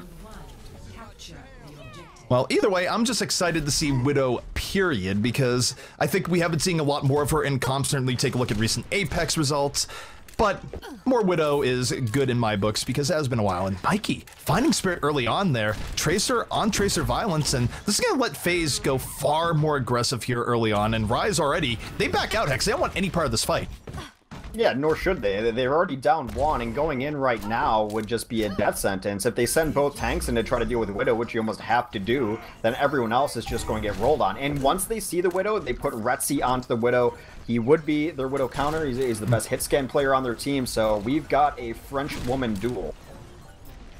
This puts a lot of faith in your Widow, respectively, on each team, as Retzi, diving in, takes down Zoms with a beautiful grapple shot. And now, not only is it a 6v5, but it's a 6v5 where your main answer to a Widow has been taken down. It forces Shadowburn to dive on the Retzi, and it doesn't work out. So, effectively, Retzi winning that Widow duel gave 2 picks to Rise in the end, and this could give Rise the fight outright. Forsaken decides to peek. That is not exactly the hero that you want to be peeking on. He found himself behind a pillar and just stuck, had no chance otherwise. So Retzi able to take him out very quickly, looking for another grapple shot is Retzi, and now they have to find an answer. And again, it just goes back to the Widow v Widow right now. It is who's going to win this initiating fight. This is one of the only stages you see it on, and I gotta say, it's glorious to watch. Brings us back to the good old days where we used to see Widow versus Widow all the time. Some people might look not as fondly back on that, but I enjoy the Widow duel aspect here. Both Widows looking at each other. Retzi not going to get the grapple shot that time. But Spirit gets picked off a little bit too deep on the Raucous, giving an opportunity to FaZe now to turn things right around. Transcendence is going to come out here from the side of Rise, but they're still under a lot of pressure. The Sound Barrier comes out here from FaZe, and they sense the opportunity. Hex says Zombs going off and finds Lock. Yeah, it's just a really nice communication there, as they know they had pushed out Retzi, so it gave Zombs a lot of free reign to do what he wants. Retzi does come back in and takes out his counterpart, but it is too little too late. A lot of big bodies on the point, and Retzi's going to get jumped on. Retzi with a monkey in his face and a tracer at his back. Not a good recipe for living as Widowmaker. Still, though, relatively even between the two teams despite the early dominance of Widow by Rise. So it's going to be 48% to 50%, and Rise actually in a hole here. Retzi still going to stay on the Widow. It's going to be very difficult for him, though, as Zombs is going to pop his infrared sights, able to see through these walls now, so it makes him the heavy favorite in a Widow v Widow battle. So much so that Retzi is not even really peeking. He does not want any part of a Widow who can see where he is, and that's why Zombs takes on Retzi. And Zombs getting revenge for earlier in the day. Widow v Widow can be one of the more variable matchups in the game, and the problem is that when you're banking on your Widow to win the duel, when your Widow loses the duel, you're not left with great options as Retzi gets popped again! Can't even get out of spawn as Zombs turning up the heat. That's just a beautiful shot. It's so great to see in these high-level games, the Widow v Widow. I think the game would be better suited with more of these types of battles, but now their back is against it, and they're going to have to pop Sound Barrier and go on and just hope that Retzi can deal with Zombs in the backline. Well, they have the Sound Barrier. They also have the Transcendence if it is necessary here. So far, it's even enough that Locke says, yeah, I'm going to use the Transcendence. 5 versus 5. Retzi out of the fight, so Zombs has perhaps more space to work with, but no, he was taken out. He goes Soldier instead. Very even on the fight, but FaZe actually fighting this back, in large part due to the tank ultimate. Shadowburn made a lot of room, but Rise not out of this here just as Midnight takes down 2 with that self-destruct.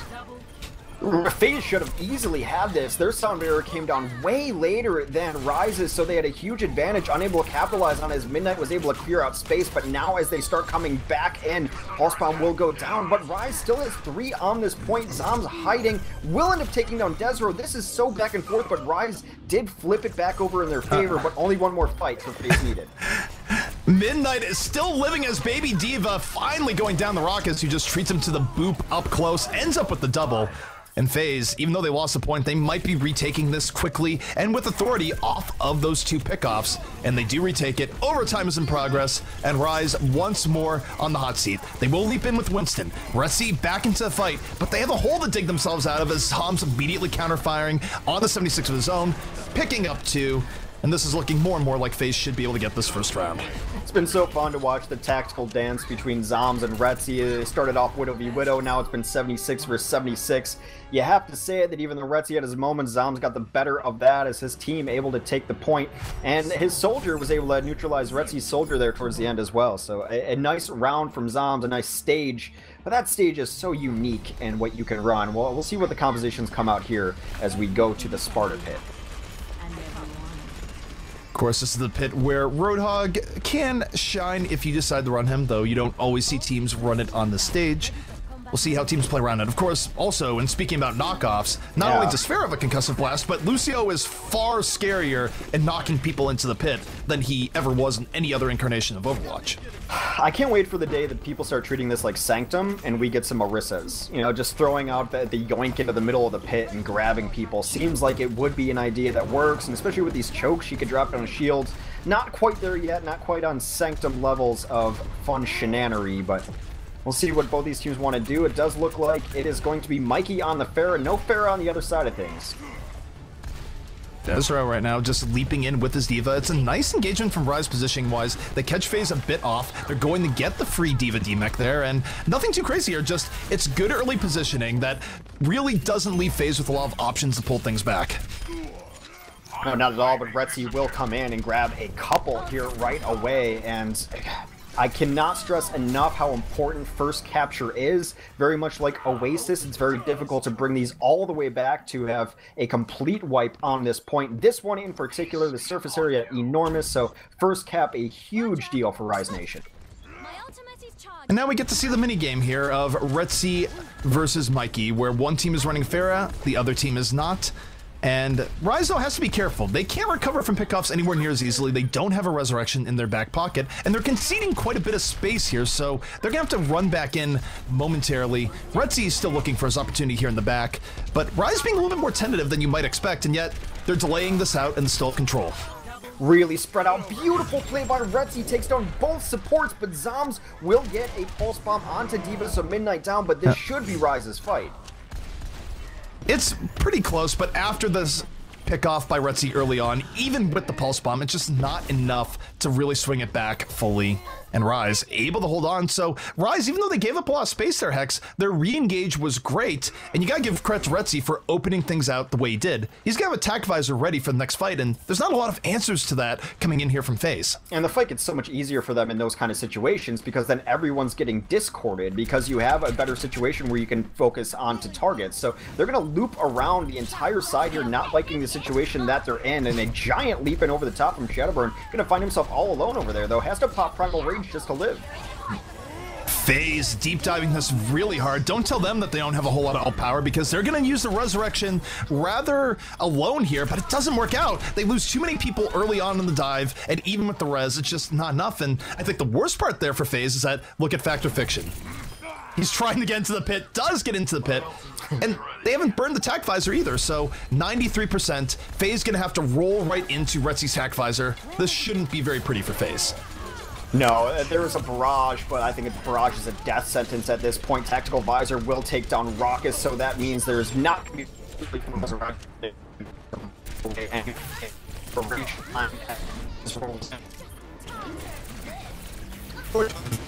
people right away. Justin touching the point to cause overtime. Late Sound Barrier comes out, only helping Forsaken here stall just a little bit longer, but too much power for Rise at the very end, and they even up the score 1-1.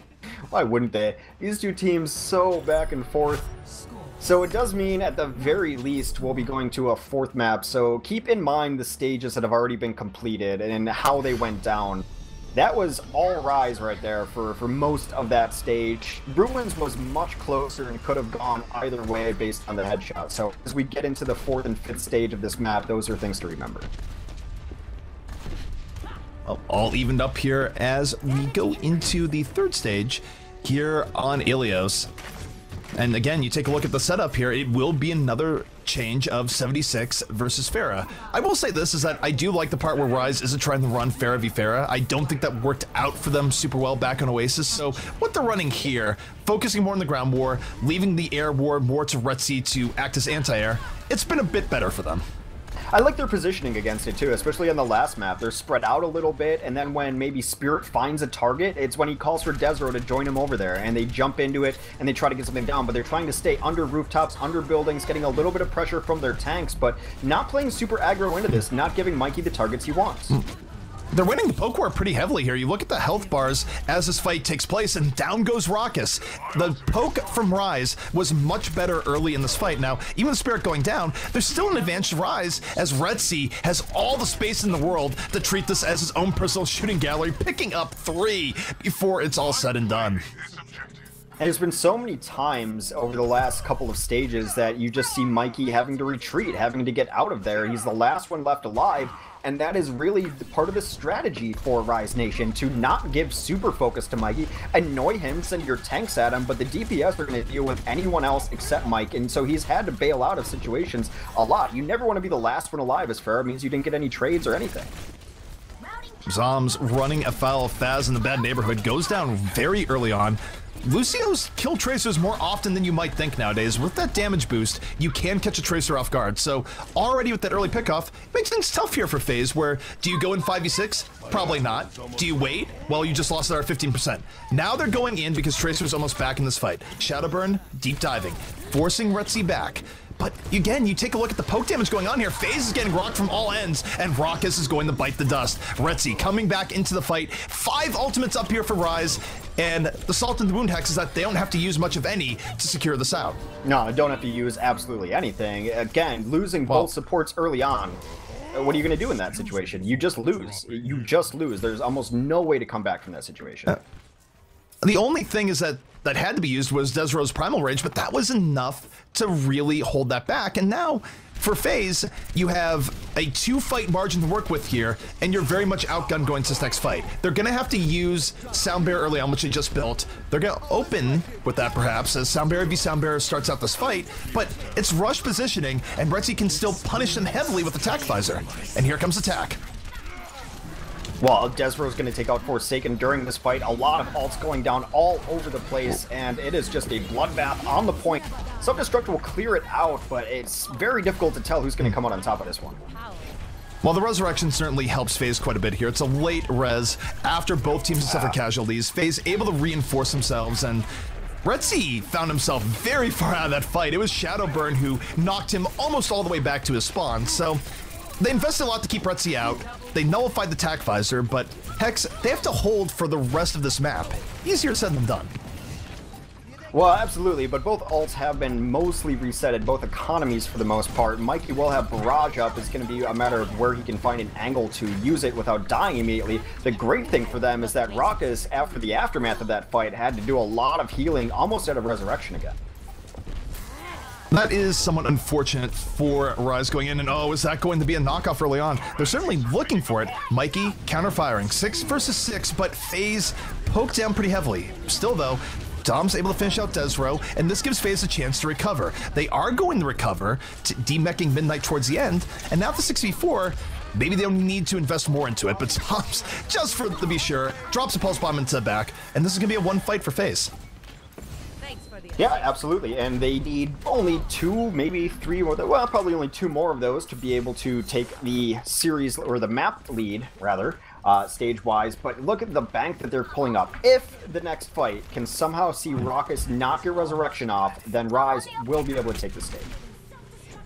This is going to be all in here for Rise. They have the ult advantage to win this fight, but if they don't win it, it very well could go the other way. Still, Forsaken going to fall early on. That sets a timer here on Raucus. There's the Resurrection in. He didn't have a choice. Retzi right now just casually fighting Tracer and Pharah, but now he pulls out the Attack Visor and looks for the W. Raucus falls, doesn't get Mikey. In fact, Mikey switches around. The Barrage grabs too, but it's not quite enough. More even than it should be, though, for the advantage that was coming in here from Rise. Yeah, a lot of damage being done, and now they have to have a desperation Sound Bearer on only FaZe and Midnight on the point, and despite that, Pulse Bomb's going to be able to distribute Midnight, and not enough bodies here. FaZe is able to pull back what was a very tough situation. Rise, kill after kill going against them. They're not able to keep this in overtime. Maybe they'll get those wins, but the poop would have been there anyways. So Rise letting one get away from them. They should have had that round with the advantages that they had, with the early take that they had, and they let FaZe fight it right back. Well, I mean, Retzi is putting in as much work as humanly possible. This is a pretty solid role, I'd say, when it comes to RNG. This is the map that Rise Nation looked best on. We'll see if there's any adjustments that come out from FaZe. I think a lot of this map, though, can be determined on just the first cap. So I don't imagine that FaZe is going to play as far back as they did and give up as much space on this first area, because they had a very difficult time just trying to reestablish onto this point. So back to where we go. FaZe opening things up here once again, and note, by the way, that we do have Shadowburn on the Genji, so bit of a change up in how FaZe is going to approach this, but could very well work out for them. There's a point where FaZe won most of their games on control off the back of great Genji play. See if Shadowburn can reclaim some of that former glory, as he is diving right to the back, is Zenyatta in his face, and he grabs Locke immediately with a pinpoint assassination. And that's the Shadowburn we all know and love, unless you have to play against him as a support, I suppose. And those 2 quick kills will mean that FaZe should be able to take this first point, and Rise not even going to contest. They're not going to throw bodies on. They just know that they lost this fight before it even began, and this could be an entirely different stage, because, as I mentioned, that first point capture is so absolutely critical. It is difficult to recap on the stage, to say the least, and now you take a look at Rise as they're coming in. They're somewhat split. They're getting hit from multiple ends. FaZe is doing a good job of just keeping them distracted, as Shadowburn still looking for potential pickup in the back, but now under pressure from multiple ends. Might have been off more they can chew here, as Raucus falls, and suddenly FaZe having to reevaluate their options and perhaps back out a bit. It's difficult for them. Mikey already down here from midnight, so that is a lot of their DK. Shadowburn's gonna bust out the blade, looking for a little bit. Will find Lock yet again. The dash resets come through, and that is the Shadowburn of all with the triple kill. FaZe able to bring that back after what was a bit of a tough start. Rise not able to complete a good initiation there. And now 50% to 0. FaZe well on their way to taking Ilios and putting themselves up 2-1 in the series. Rise only with really 2 very good attempts here, maybe 3. And they're going to have to do it, Hex, through a resurrection. Well, that's going to be tough for them. Zom's already down there, really hurts a lot of their kill potential, as Retzi now should only have primary targets. Mikey is going to be able to take down Desro, but back and forth it goes. Self-destruct finds nothing, and Soundbarrier has gone down too. Resurrect coming in from Raucus, going to put FaZe back on even footing here. And suddenly for Rise, they don't really have the manpower to fight back in. The res has shifted the fight as well as it needed to. And Rise, down to their final attempt here, Hex. A lot is going to come down to the synergy between Locke and Retzi as they move in with this Tac Pfizer Transcendence combo. Not the most traditional of combinations, but it is what they have to bank on here. Locke is going to hit Transcendence as soon as he has it, because the ever-looming threat of Shadowburn, who has killed him many times this stage, they are going to initiate with Sound Barrier already on the side of on FaZe. And Retzi ends up getting zoned out there. Doesn't get as much as he wants. 5 versus 5 in this fight. And this is where Shadowburn can really turn this. But no, he gets taken out by Retzi. No Dragon Blade will be built. And Rise still fighting, still very much in this game. And though we're in overtime, it is looking like Rise is going to get this point, unless Mikey came out with some serious heroics. Forsaken back in this fight, looking to find a chance to boop off Desro. Desro having none of it. But Mikey takes down 2 before falling himself. He's opened the door here. Shadowburn back into the fight. Dragon Blade out, very low on health and just not going to get it. So Mikey almost completed the heroic prophecy there, picking off 2. It just wasn't quite enough to open the door for FaZe. And yet FaZe can't be stressed here, Hex, because they have all the time in the world to retake and win this round and thus take the map. It's just the issue with this stage in particular. You saw first cap gets you up to 99%. It really took heroics on probably the side of Desro to be able to even bring this back, and that is a really nice kill for FaZe to start this off, as half the healing now for Rise is gone. Baz out of it, Spirit, Dragon Blade out, looking to bring it, and takes down Raucus. Sometimes Genji can be your anti-air. Works out that way, so that's going to be the evener here, and yet FaZe still pushing in, diving in deep with the Tracer. More people on the point. 4 versus 4, however, with that last pick off from Retzi. So very even, and this is still scary. Shadowburn in an uneven number situation can be very good clean up, but Faz is there at the fall through, takes him down, and Rise will at least hold for one more fight. Well, they're going to have to do so against a barrage, but they've got a lot of tools of their own to work with. I mean, really fast just needs to be able to hit his sound barrier correctly, but it will be a battle of 2 sound barriers. The supports will decide who wins this next fight. Mikey surgically removes Locke from the fight. It's a nice engagement, and he drops a barrage on the Winston. Winston has to pop Primal Rage to live as Desro running for his life. Mikey still in hot pursuit, and oh my goodness, Desro very lucky to get out of there alive. Still though, Rise maintains control at this point. Retzi evens it up with the double kill, and despite the early kills from Mikey, it might not be enough. Retzi will get chased to the loving rocket of Mikey, but his damage had already been done. It is cleanup time for Locke as he finds 2, and Rise Nation in position to take this to a 5th stage. Shadowburn had built up the Dragon Blade, but he gets burned down before he can get out and heal. Suddenly, we're in overtime, but the res is there. Here comes Shadowburn, Unleashed. Going the right into the Transcendence, though. He's neutralized. He's booped back, getting nothing dealt this Dragon Blade before Midnight takes him down. And suddenly, Rise, now in the driver's seat.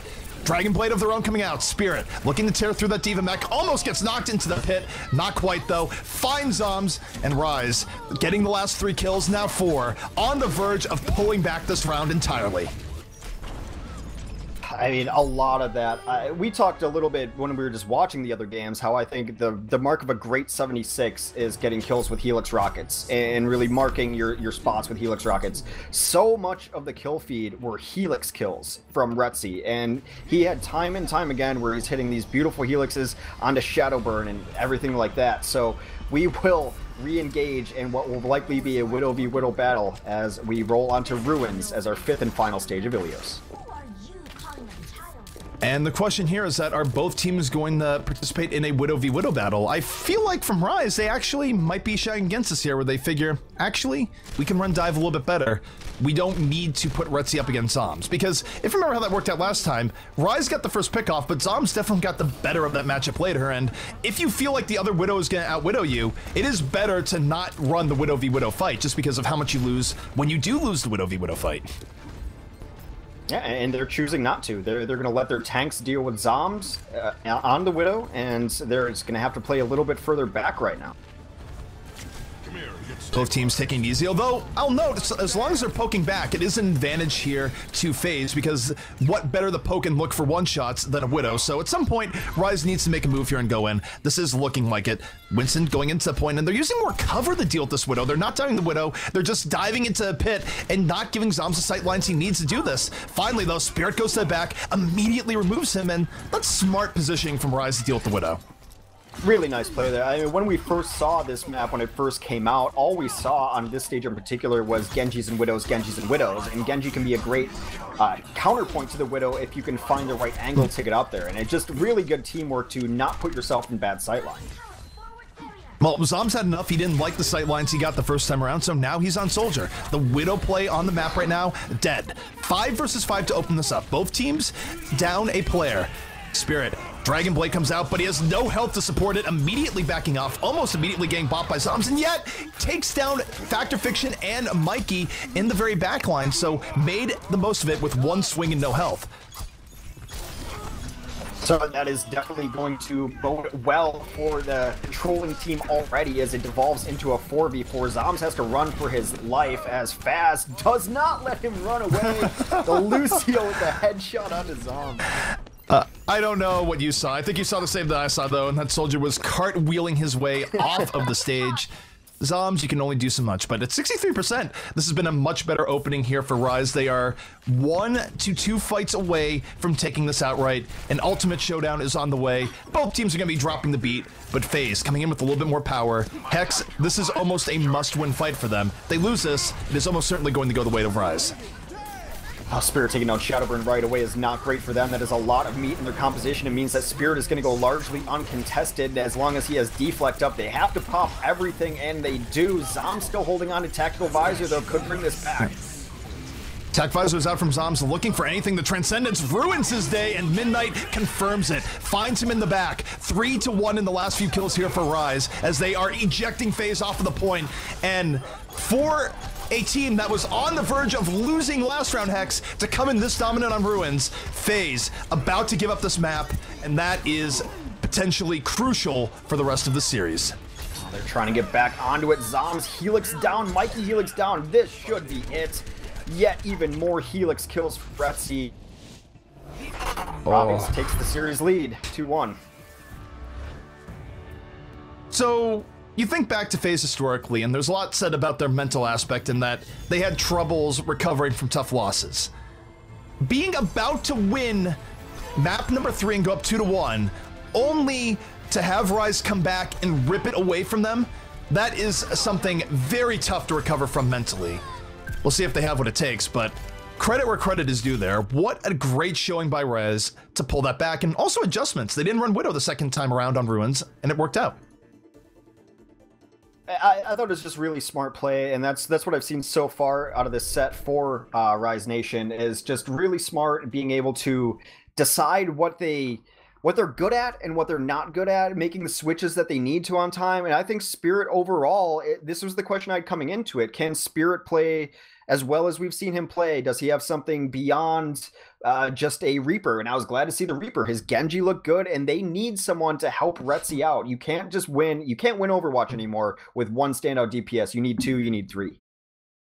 It's been a far better day for Spirit, and I think you're right when you say that he's going to be key to Rise's success going forward. I mean, why not? The greatest teams that we've seen in Overwatch have usually had big 1-2 combos. Conversely, when you take a look at FaZe here, I feel like most of their players have had really good moments, even Mikey, who at times has been tortured on Pharah, and yet overall, it feels like it's been hard to see FaZe put all of it together all on the same particular round, which kind of reminds me of Team Liquid when Team Liquid was struggling, where Team Liquid would have players that have individually great rounds, but you didn't have them all do it at the same time. We did see some flashes of Shadowburn and his former brilliance on Genji, and yet it still wasn't as much as we know he's capable of. So it's hard to say for FaZe. I wouldn't say that they executed as well as we know they can, especially in just how they did let that lead not only slip away from them, but they're just completely getting rolled on the stage that came in after it. So we'll see if FaZe can lick their wounds here as we go into the next map, which will be Lijiang Tower. So if they have things to figure out in control, they're going to have to figure it out fast, because from one control map, we go into another. I don't necessarily think they have anything to figure out. I mean, with how close those were, it's just a kill here, a kill there, and there's not really an overriding issue you can point to on FaZe of why they weren't able to do it. I think both teams ended up playing really well, and it's still a pick'em game at this point because it's been so close. Now, this one is a little less reliant on who gets first control, and this, I feel like Lijiang is much more team fight oriented. Would you agree? Depends on the stage, but I would agree, particularly just the way that Lijiang tends to funnel you into close quarters, where you take a look at what happens on Garden. What happens? You oftentimes get 6 versus 6, either in the corridor on the side, directly on the point, or the bridge. You take a look at Control Center. Well, it's naturally funneling everyone into one singular rotunda. So there is something to be said that Lijiang is more about deathballing team fights than some of the other control maps in the game, where you have maps like Oasis that literally take place all over the map just because of how spread out it can be. Yeah, I also just really like that Rise has decided, you know, Farah Mercy's not for us. And there's been some teams who really force the issue, but I think it's smart to play to their strengths. And I think that there's a lot of times over the last couple of months that I've watched them play where they didn't really find their identity, and they were trying to do things. They were playing too much to the meta, and that's when Immortals struggled as well, when they're trying to force themselves into a meta. So I like that they're finally figuring out who they are. Let's play to our strengths, and let's make them beat us at our best game. So while we're waiting for the teams ready up here, I do need to clarify a misconception in chat that I've seen more than once at this point, where teams are wondering, is ZP American? I thought he was Canadian. I might be in Minnesota, and we might be awfully close to Canada, and we might have stolen Canada's weather. But let me assure you that it is absolutely in the United States of America, at least until Canada invades us. So just so you guys know, that's where things stand there. Come on, give us your Minnesota accent. Man, you betcha. Oh, don't you know? I'm not even putting effort into it, man. But the lingo does go into it. Yeah, it does. I've been watching Fargo a lot, so I miss your Minnesota accent. The funny thing with the Minnesota accent is that you don't even get it for the most part in the cities. You have to go out to the rural areas where you have just generations of Norwegian farmers that settled there ages ago, because apparently Minnesota is very reminiscent to Sweden in climate and just what you see all around you. But either way, we are waiting here for both teams ready up. And Hex, you can't even throw stones here. You grew up in the bowels of Wisconsin. Bowels of Wisconsin. That's a very accurate way to put it, actually. So, yeah, oddly enough, got Brett Favre throwing interceptions. You know, some Brewers can't win a game, can't beat the Cubbies. I don't know what you're gonna do. Yeah, that's my Wisconsin accent. Luckily, I don't actually have one because I was raised several different states, so I dodged the full-on Wisconsin accent. Although I will, get some cheese curds and beef sticks anytime I want. Well, just to update you guys on what you might have missed if you weren't watching earlier in the day, we did have some interesting matches going on. Cloud9 was able to eliminate NRG 3-1, where NRG did show us a bit of surprising power in being able to take at least one map, so it's improvement for them, while C9 still working out some of the flaws that they might be dealing with. Meanwhile, of course, we also had an incredible match following right after with Immortals versus CLG, where CLG, and what many people would have seen as an upset, was able to take that 3-2 in a series that really could not have been any closer. So Immortals, they are out. Everything today is single elimination. So rolling into this matchup here, where we wait to go into Lijiang, Rise Nation is on the verge of throwing FaZe out of the tournament. There are no second chances.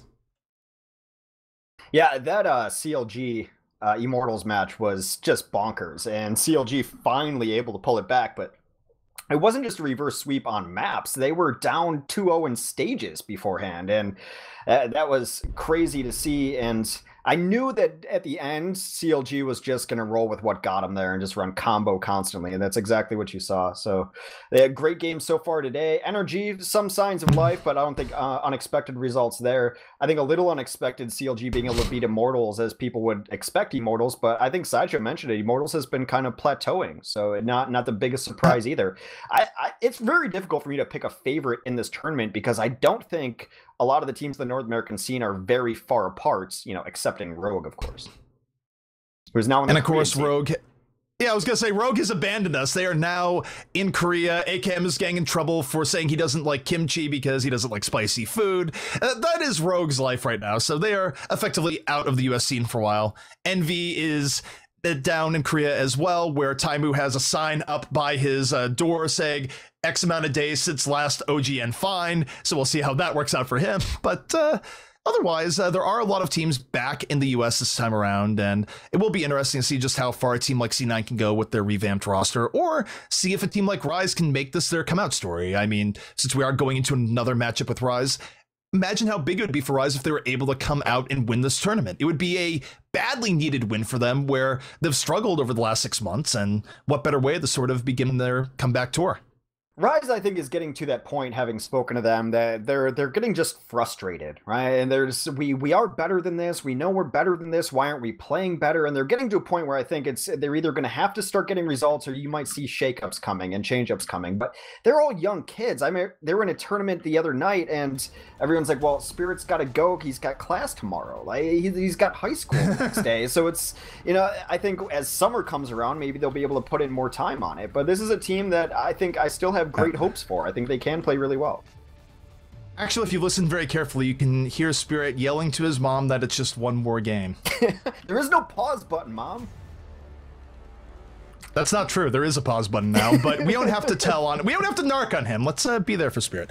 But either way, take a look here at both teams. Again, it feels like we will have this divide where one team will be running the Pharah in FaZe, and they're going to be running Pharah Genji for double projectile. Meanwhile, you take a look back at Rise, they're very comfortable not running Pharah v Pharah here, and why not? The switch up did pay dividends for them on Ilios just a little bit ago. Yeah, I think it's probably the right I do choice. believe we might have lost Hex, so this is going to be the solo cast for a while. Press F to pay your respects to the one and only Hexagrams, as hopefully his internet recovers. So, Rise moving in, FaZe moving in, and this first fight going to take place a bit in the courtyard here. Neither team really committing to the point. Desro moving into the building, forcing Shadowburn back early on, and Rise now getting a bit of the advantage here in the poke war, although they've gone a little bit deep in, and they're getting pushed back. Still, Retzi with 2 kills early on, looking for more. Lucio not able to do too much in the building, so despite actually getting poked down a bit heavy, they were able to confirm kills before FaZe was, and that's going to lead to an early first take from Rise. So, can you hear me? FaZe going to be stuck going back a bit, but one thing that's worth noting is Mikey just domed Retzi in over the top is that Shadowburn is at 73% ult charge, which means that all they have to do is drag this fight out a little bit for what could be a fight-winning Dragon Blade. And right now, they might not even need that. As you see, they're taking kills here without the aid of ultimates, and that's gonna let Shadowburn save resources, so FaZe is able to bring it right back. So I just closed Skype. I'm still in. Now, as far as I know here, I am still flying solo right now. Hex is no longer with me. I certainly hope that the stream is still up, but we're here on a wide and jolly single caster adventure. And speaking of adventures, we're going to be seeing Rise come right back in. And FaZe, they're letting them come back in. They're holding the ultimates as Shadowburn drops the Dragon Blade. Not able to go in as deep as he wants, and yet it's a distraction. Going back in, 2 slices, gets taken down. And yet while he's doing that, Mikey off the flank takes down Spirit. So FaZe still with the tools to bring this back, still a barrage in reserve, and Rise just not able to cut through it. Still, pray for Hex. Although it's weird because I see Hex in here. Hex, you muted yourself, I think is what happened here. What, in Mumble? Like I see you muted on our voice comm software that we're using. Is the only thing I know that's going on here. Wait, say something now, Hex? Something now? All right, I hear you. So what happened there is you disconnected off Skype, and I had you on there, so... Ah, okay. Well, I was trying to disconnect off Skype so I don't roboto anymore, but I'm glad I'm back. You were doing great, though. We're all back. Hex, serenade us. Well, I don't need to serenade you as Shadowburn is the one doing all of the damage. It might be a little bit too late. Most of Rise is still on the point as they remain in control at 35, climbing back up as a 61% still holding on. But now the reinforcements will come back in for FaZe. I'm just trying to catch up to your words per minute here. And FaZe will bring it all the way back. And no surprise, it's Shadowburn. Vintage Shadowburn as he takes off 3, no Dragon Blade required. It's good to have you back, Hex. I actually needed a breath of air. May I never mute you again. We do this to each other, by the way. Hex has done this to me, I've done this to him. Sometimes we just don't want to hear what the other has to say, I suppose. But FaZe at 73%, potentially one fight away from taking this. Shadowburn, loaded for bear, pulls out the blade, rolls into the Transcendence, and not going to get what he looks for here. The Transcendence perfectly countering that. Both ultimates trading out early on as Forsaken sends FaZe for a ride. Boops ahoy, 5 versus 5, as Rise now starting to make some inroads. Retzi came close to dying, but the resurrection coming out could flip this fight right back over the FaZe. It's still very close as Mikey and Shadowburn combine, and this has been the DPS potential that this FaZe team has if they can just realize it. And I don't want to say it's as simple as putting Shadowburn on Genji, but ZP, it might be as simple as putting Shadowburn on Genji. That did used to work out for FaZe in the past, so one would think that it could work out here. Certainly, though, this is also, bear in mind the style of fights we're getting here versus what we saw in Ilios. People are more clumped up. There's more room for Shadowburn to go in and hit 3 people with a dash, get a reset, and just do the zoom, zoom, zoom, back and forth over an entire team. So we'll see how it works out. Certainly, I think things would be a little bit different as we go in the control center. Mikey off the Pharah, doesn't want to run it in here. Meanwhile, you take a look at Rise, Midnight onto the Zarya, so a few switch-ups coming in here from both teams. We'll see how it pans out as Rise looks to strike right back. 2 things I really want to look at here. This is where Shadowburn can absolutely run wild. All these little walls and big walls and all ledges and cliffs make that his Genji even that much more dangerous. And 2, Spirit back on the Reaper. This is also another place that Reaper can go great here, especially when these first fights always happen in these small corridors. Mikey bit off way more than he could chew there, was trying to nullify an entire team and ends up losing his mech rather early here. Spirit using Train to his advantage, picks off 2 here early on with room for more. Deep diving into Winston here, every shot doing terrible damage, and even though he almost dies in the process, he's able to back out and Rise gets first control. But here's the problem, Hex. Shadowburn's back into this fight, 2 members of Rise just died. They can flip this immediately. Yeah, not going to be difficult for them too, as now the snowball is complete. FaZe leaves them with a parting gift of a headshot onto Factor Fiction, but that is all that she wrote. The interesting thing about Lijiang in particular, and maybe sometimes this stage, it really depends how confident a team is where they want to hold. A lot of teams will hold right outside the door, but you generally see that more in the ultimate phase of the game, especially when teams have tank ultimates up. You'll see them pressuring forward. Now they're just going to let them back in. We'll look for the initiation from Rise Nation. Rise Nation coming right back in. Shadowburn hanging to the back, building ultimate up here on his Genji, but there's the initiation coming in. Desro leaping right in, losing most of his health in the process, and he's going to fall. Still though, 5 versus 5. Both Winston's out of the fight as Spirit strikes back. Shadowburn though, to the back line, has built up another Dragon Blade. And this can be problematic. Still, Spirit with the Death Blossom takes down 2, and that's going to be enough for Rise to retake this point. I almost forgot what the Death Blossom kill icon looked like. That's a pretty cool looking icon. Pretty edgy, I'd say. And now they are going to have the advantage. Now this is the moment where I think the Rise Nation could push forward because they've got the Graviton. You hide in the corner, but maybe they didn't get the kills quick enough as Rise, or FaZe rather, will already move in. So we'll see when this Graviton comes out. One of the biggest ults in the game, but got to be careful of that D.Va. Midnight has had a tortured past with Gravitons. He oftentimes donates them to D.Vas or deflects them, and both a big threat here. He's holding onto the Graviton, drops it successfully, pulls in 2, and melts them right down with his own fall through. That's what a fully charged Zarya can do, and even though Shadowburn uses Dragon Blade, doesn't have much to show for it as he also falls to Midnight's Beam of Love. That's the name of my rock band, actually. We're touring on the weekends. Midnight's Beam of Love. Retzi did finish it off with a visor, so they did have to use a lot there, which is the issue. Now they're just going to hold a little bit further forward, throw a little bit of spam out there, too. Very back and forth between these two teams, and I have to wonder where the initiation is going to come from. They're sitting outside the door with this Transcend, but not getting a lot of value off it. No, and it's going to be met by a Transcendence from FaZe as well. This gives FaZe a little bit more initiative here. It's going to force Rise back, and yet Rise is rope-a-doping this reasonably well. Retzi able to get out of the danger zone towards the very end. Not a fan of Kenny Loggins, as it turns out. Soundbear comes in from FaZe, though, so they're not done yet. They're still deep diving, and yet it leads to Factor Fiction's death. Perhaps a little bit too bloodthirsty here was FaZe, and they're paying the price as Rise. That was a beautiful disengage and re-engage. What more can you ask for, Hex? Not much more, and this is why I think so highly of Rise Nation sometimes. If you can get games like this out of Midnight and out of Spirit, which I think right now are probably on their two best or at least most comfortable heroes, or they were 6 months ago anyway, they can look dominant against very good teams. Midnight had a great game, Spirit had a good game, and you know a lot of what you're going to get from the other guys. So when those two play really well, this team can be extremely dangerous. No doubt about it, and they're able to even things up here once more, and this is a case where, especially for FaZe, with the last control point map fresh in your mind, oh, what in the world is going on here, Hex? We have a full-scale switch-up coming in here from FaZe potentially, and no, we don't. I was willing to be entertained by the McCree switch-up because McCree is good on this stage, and that might not have been Shadowburn arguing with the team going, can I play the cowboy now? And they're just like, no. You're the Cyber Ninja. That's how it works. Yeah, McCree's really good on the stage, especially if people want to take fights in the courtyards, and especially against like some of the compositions you see now, where you're not going to see Reinhardt's a whole lot, but you do have a Winston jumping in on you. So both teams are going to poke it out in the courtyard, as now they try to make late rotations onto the point. Spirit going down early is going to hurt them. Now a 6v5 in favor of FaZe 6v4.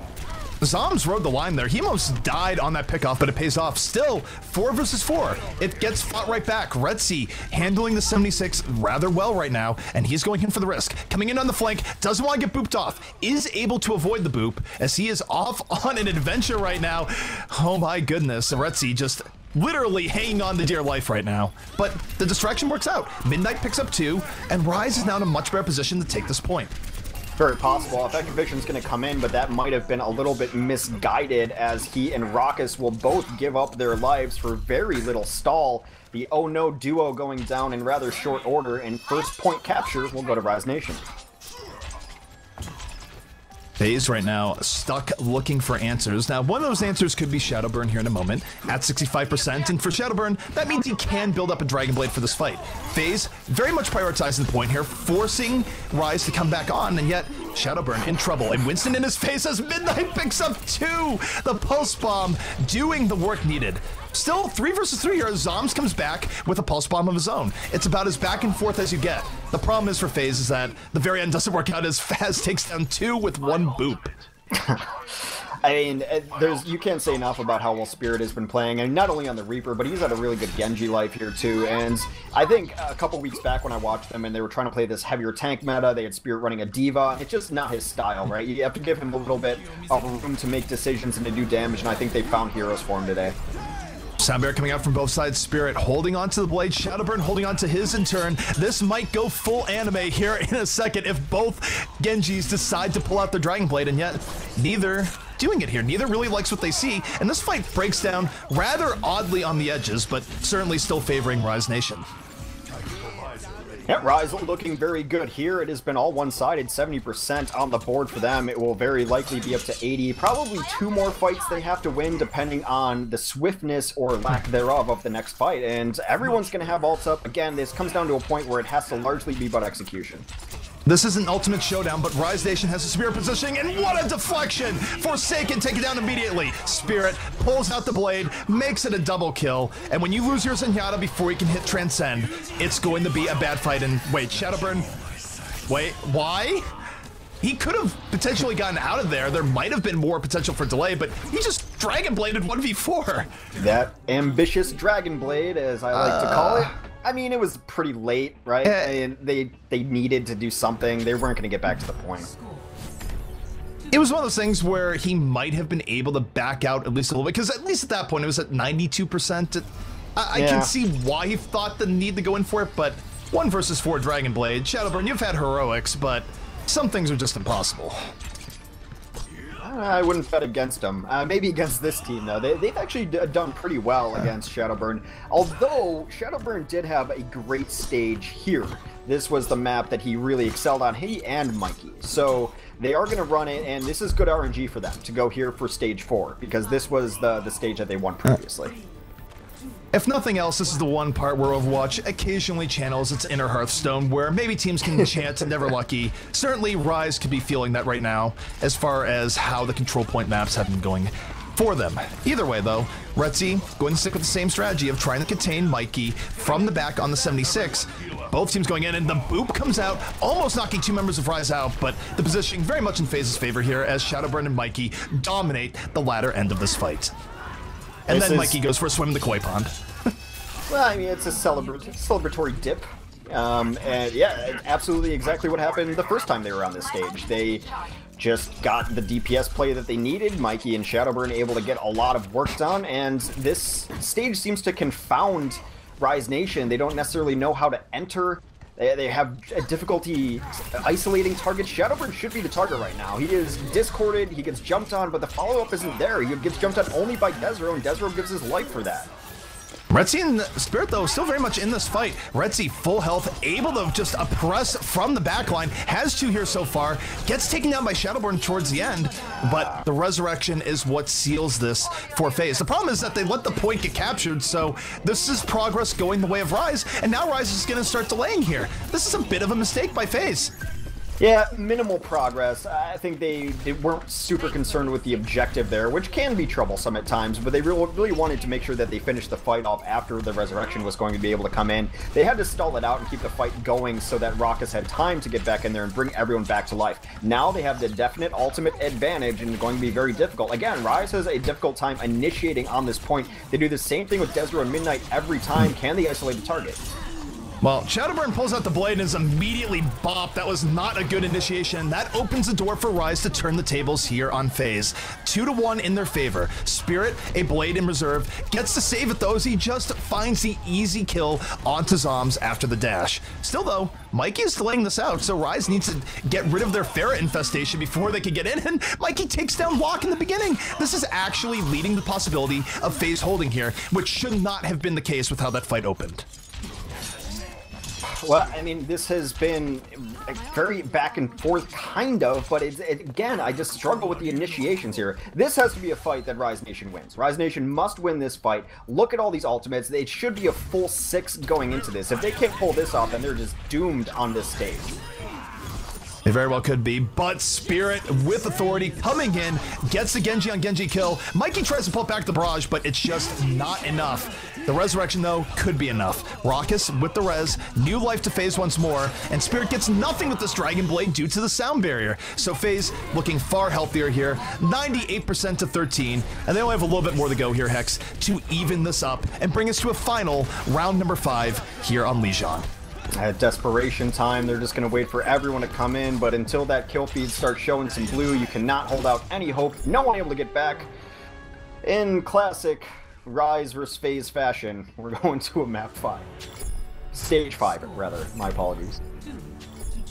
Let me just say that this has been a great day for Overwatch in general. Just the level of teams being this close. It's been a joy to watch, whether you might have watched earlier today in Immortals vs. CLG or you tuned in now.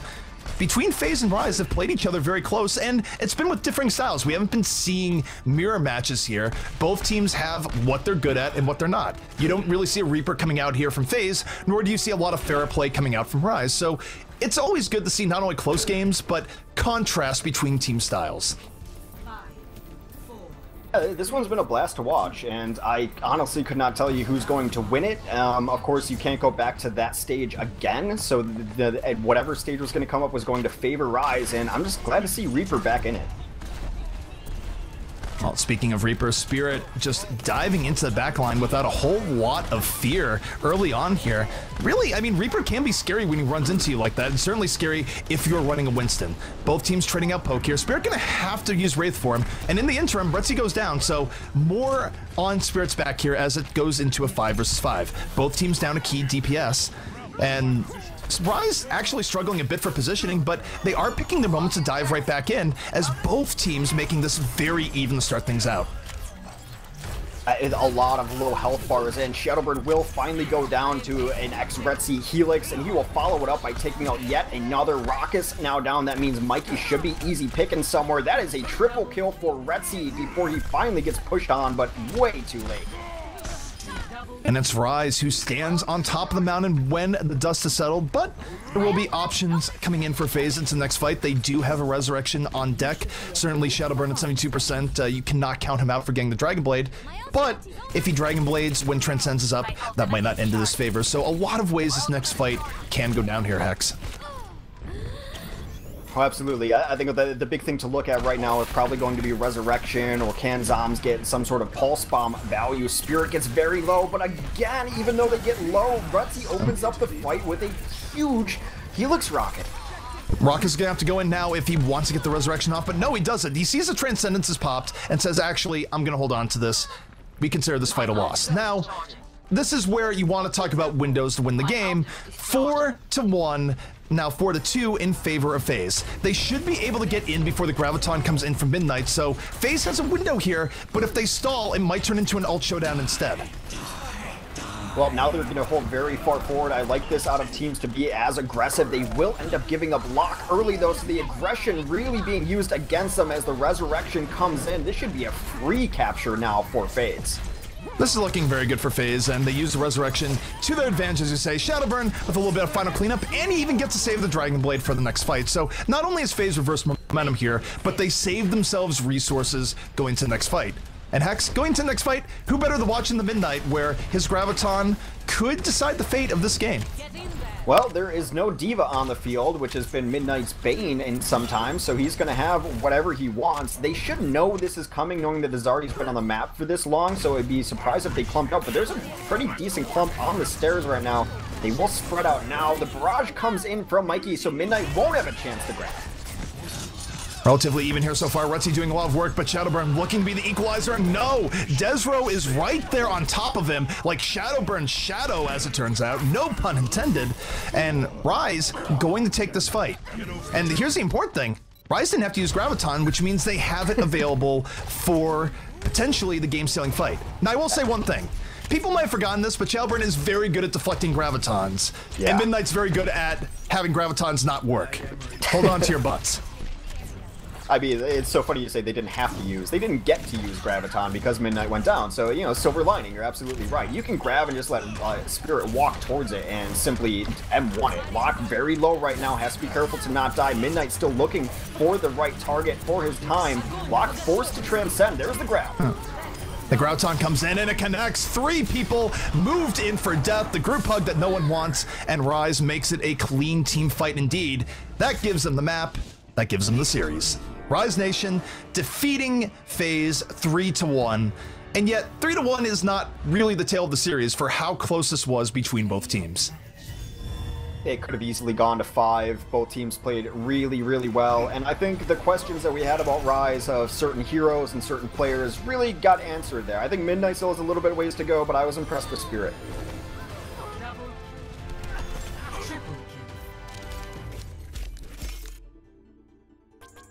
So, FaZe, their troubles in online tournaments do continue, and this has been a question mark for FaZe, and let's be clear in regards to FaZe's situation, where you still have Shadowburn playing for Europe, as far as we know. You still have a situation where not everyone is in the States, and there's no doubt that that hurts their performance, because they're a team that looks very good in LAN environments, and they're just inconsistent at best online. But the problem is that based on where the tournaments have been in 2017, it's a case where FaZe has looked bad throughout most of 2017. They have looked like a team with issues that they need to fix. And this is just another part in that series.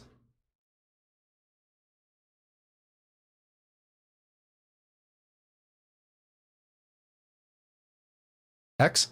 Yeah, sorry, I lost my mobile somewhere. It just disappeared off my screen, but apparently it's still working. I do believe that Rise is in that kind of come to Jesus moment, and not Jesus the player, although why would you not want to go to him? It is, you know, they've had frustrating results, and having spoken to these guys, they expect more out of themselves, and every time that they would fail in a tournament, I'd be like, what happened? You're better than that, and this went wrong, you know, someone's tired, something doesn't work here, something doesn't work. It's extremely extremely odd. I think that right now, if they have a good result in this tournament, I think they'll have everything that they need to go forward and stay. If they struggled here, then I believe that they would have been looking to make changes. And I know that there's ideas of getting a team house, but the first step is to start winning tournaments again, because honestly, they haven't looked good in 4 months, 6 months. It's been a while since Rise has impressed people. Rise, they go way back. Rise, you have to go back to the original MSI qualifiers to get a point where Rise was shocking teams and doing things like beating teams of the caliber of C9, but it's a very good first step for Rise. Now, just to recap here on the brackets for the day, in case you missed the very beginning, that was our third set. We still have one set left to go, but to go back, we had C9 defeating NRG 3-1. We had an incredibly close set between Immortals and CLG, which CLG took 3-2 in about as close of a fashion as you could expect. And then, of course, we just witnessed Rise versus FaZe, with Rise taking it 3-1. And X, going into the day, does anything really surprise you about how the bracket has broken down here thus far? No, I mean, I mentioned it earlier that I just don't think there's that huge of a difference between our number 1 seed and our number 8 seeds. I think every one of these teams is capable of taking maps off of them. And when you get down to it, these are best of 5 single limbs. So you can have some variance and you can have a lot of things, you know, shift and swivel throughout the day. So I guess I'm a little surprised that Immortals went down, but I told you earlier that I thought that the one fastball that CLG has, the Pharah Mercy combo, could give them a lot of trouble. It ended up doing so despite how long it went. And I'm not necessarily really surprised that Rise Nation took this. And I had them a little bit favored. You had FaZe a little bit favored. I think we're both right. It could have gone either way based on anything. So I think the next one might be... Splice has been playing better, right? A lot better, but I still have to say that LG Evil pulls it back together. All right. Well, before we go to a break, Hex, it is now time for the favorite part of the stream, at least for you, in selling out, talking about all the great giveaways that we have and how you can interact with this tournament via predictions. While you do that, I'm going to go hide inside Show's shed. I stole it from him. I won it from him in combat. I'm now in the shed. Who needs to be patriotic anyways? That shed is patriotic in its own humble way. Well, we do have a lot of stuff that we're giving away. Unfortunately, a shed is not one of them. Perhaps you can barter with someone and trade any of these great prizes for your own side shed, as we have coined it. There, we are giving away a lot of things. CyberPowerPC.Cevo.com/giveaway is the website you need to go to. We're giving away a Core i7 7700K. I've got one of these. It's only 6,700 and I love it. So this one is 10,000 times faster. I think that math checks out. We're also giving away solid state drives from Western Digital. We're giving away Corsair mechanical keyboards so you can get your clickety clack on. That's all through the giveaway. CyberPowerPC.Cevo.com/giveaway. If you don't just like your odds and you want to put some skill into it, we are also doing a predictions contest. And the prizes for that are some keyboards and some jerseys and some mouse pads and 1 and sometimes 3. So make your predictions over at cyberpowerpc.cevo.com/predictions. Predict who's going to win. Very difficult in this tournament, but I have faith in you all and you can win some swag of your own. Couldn't have said it any better myself. Just do what he said. You might get some free stuff. But guys, we're going to be taking a quick break. When we come back, the final set of the night will be heading your way. Stay tuned.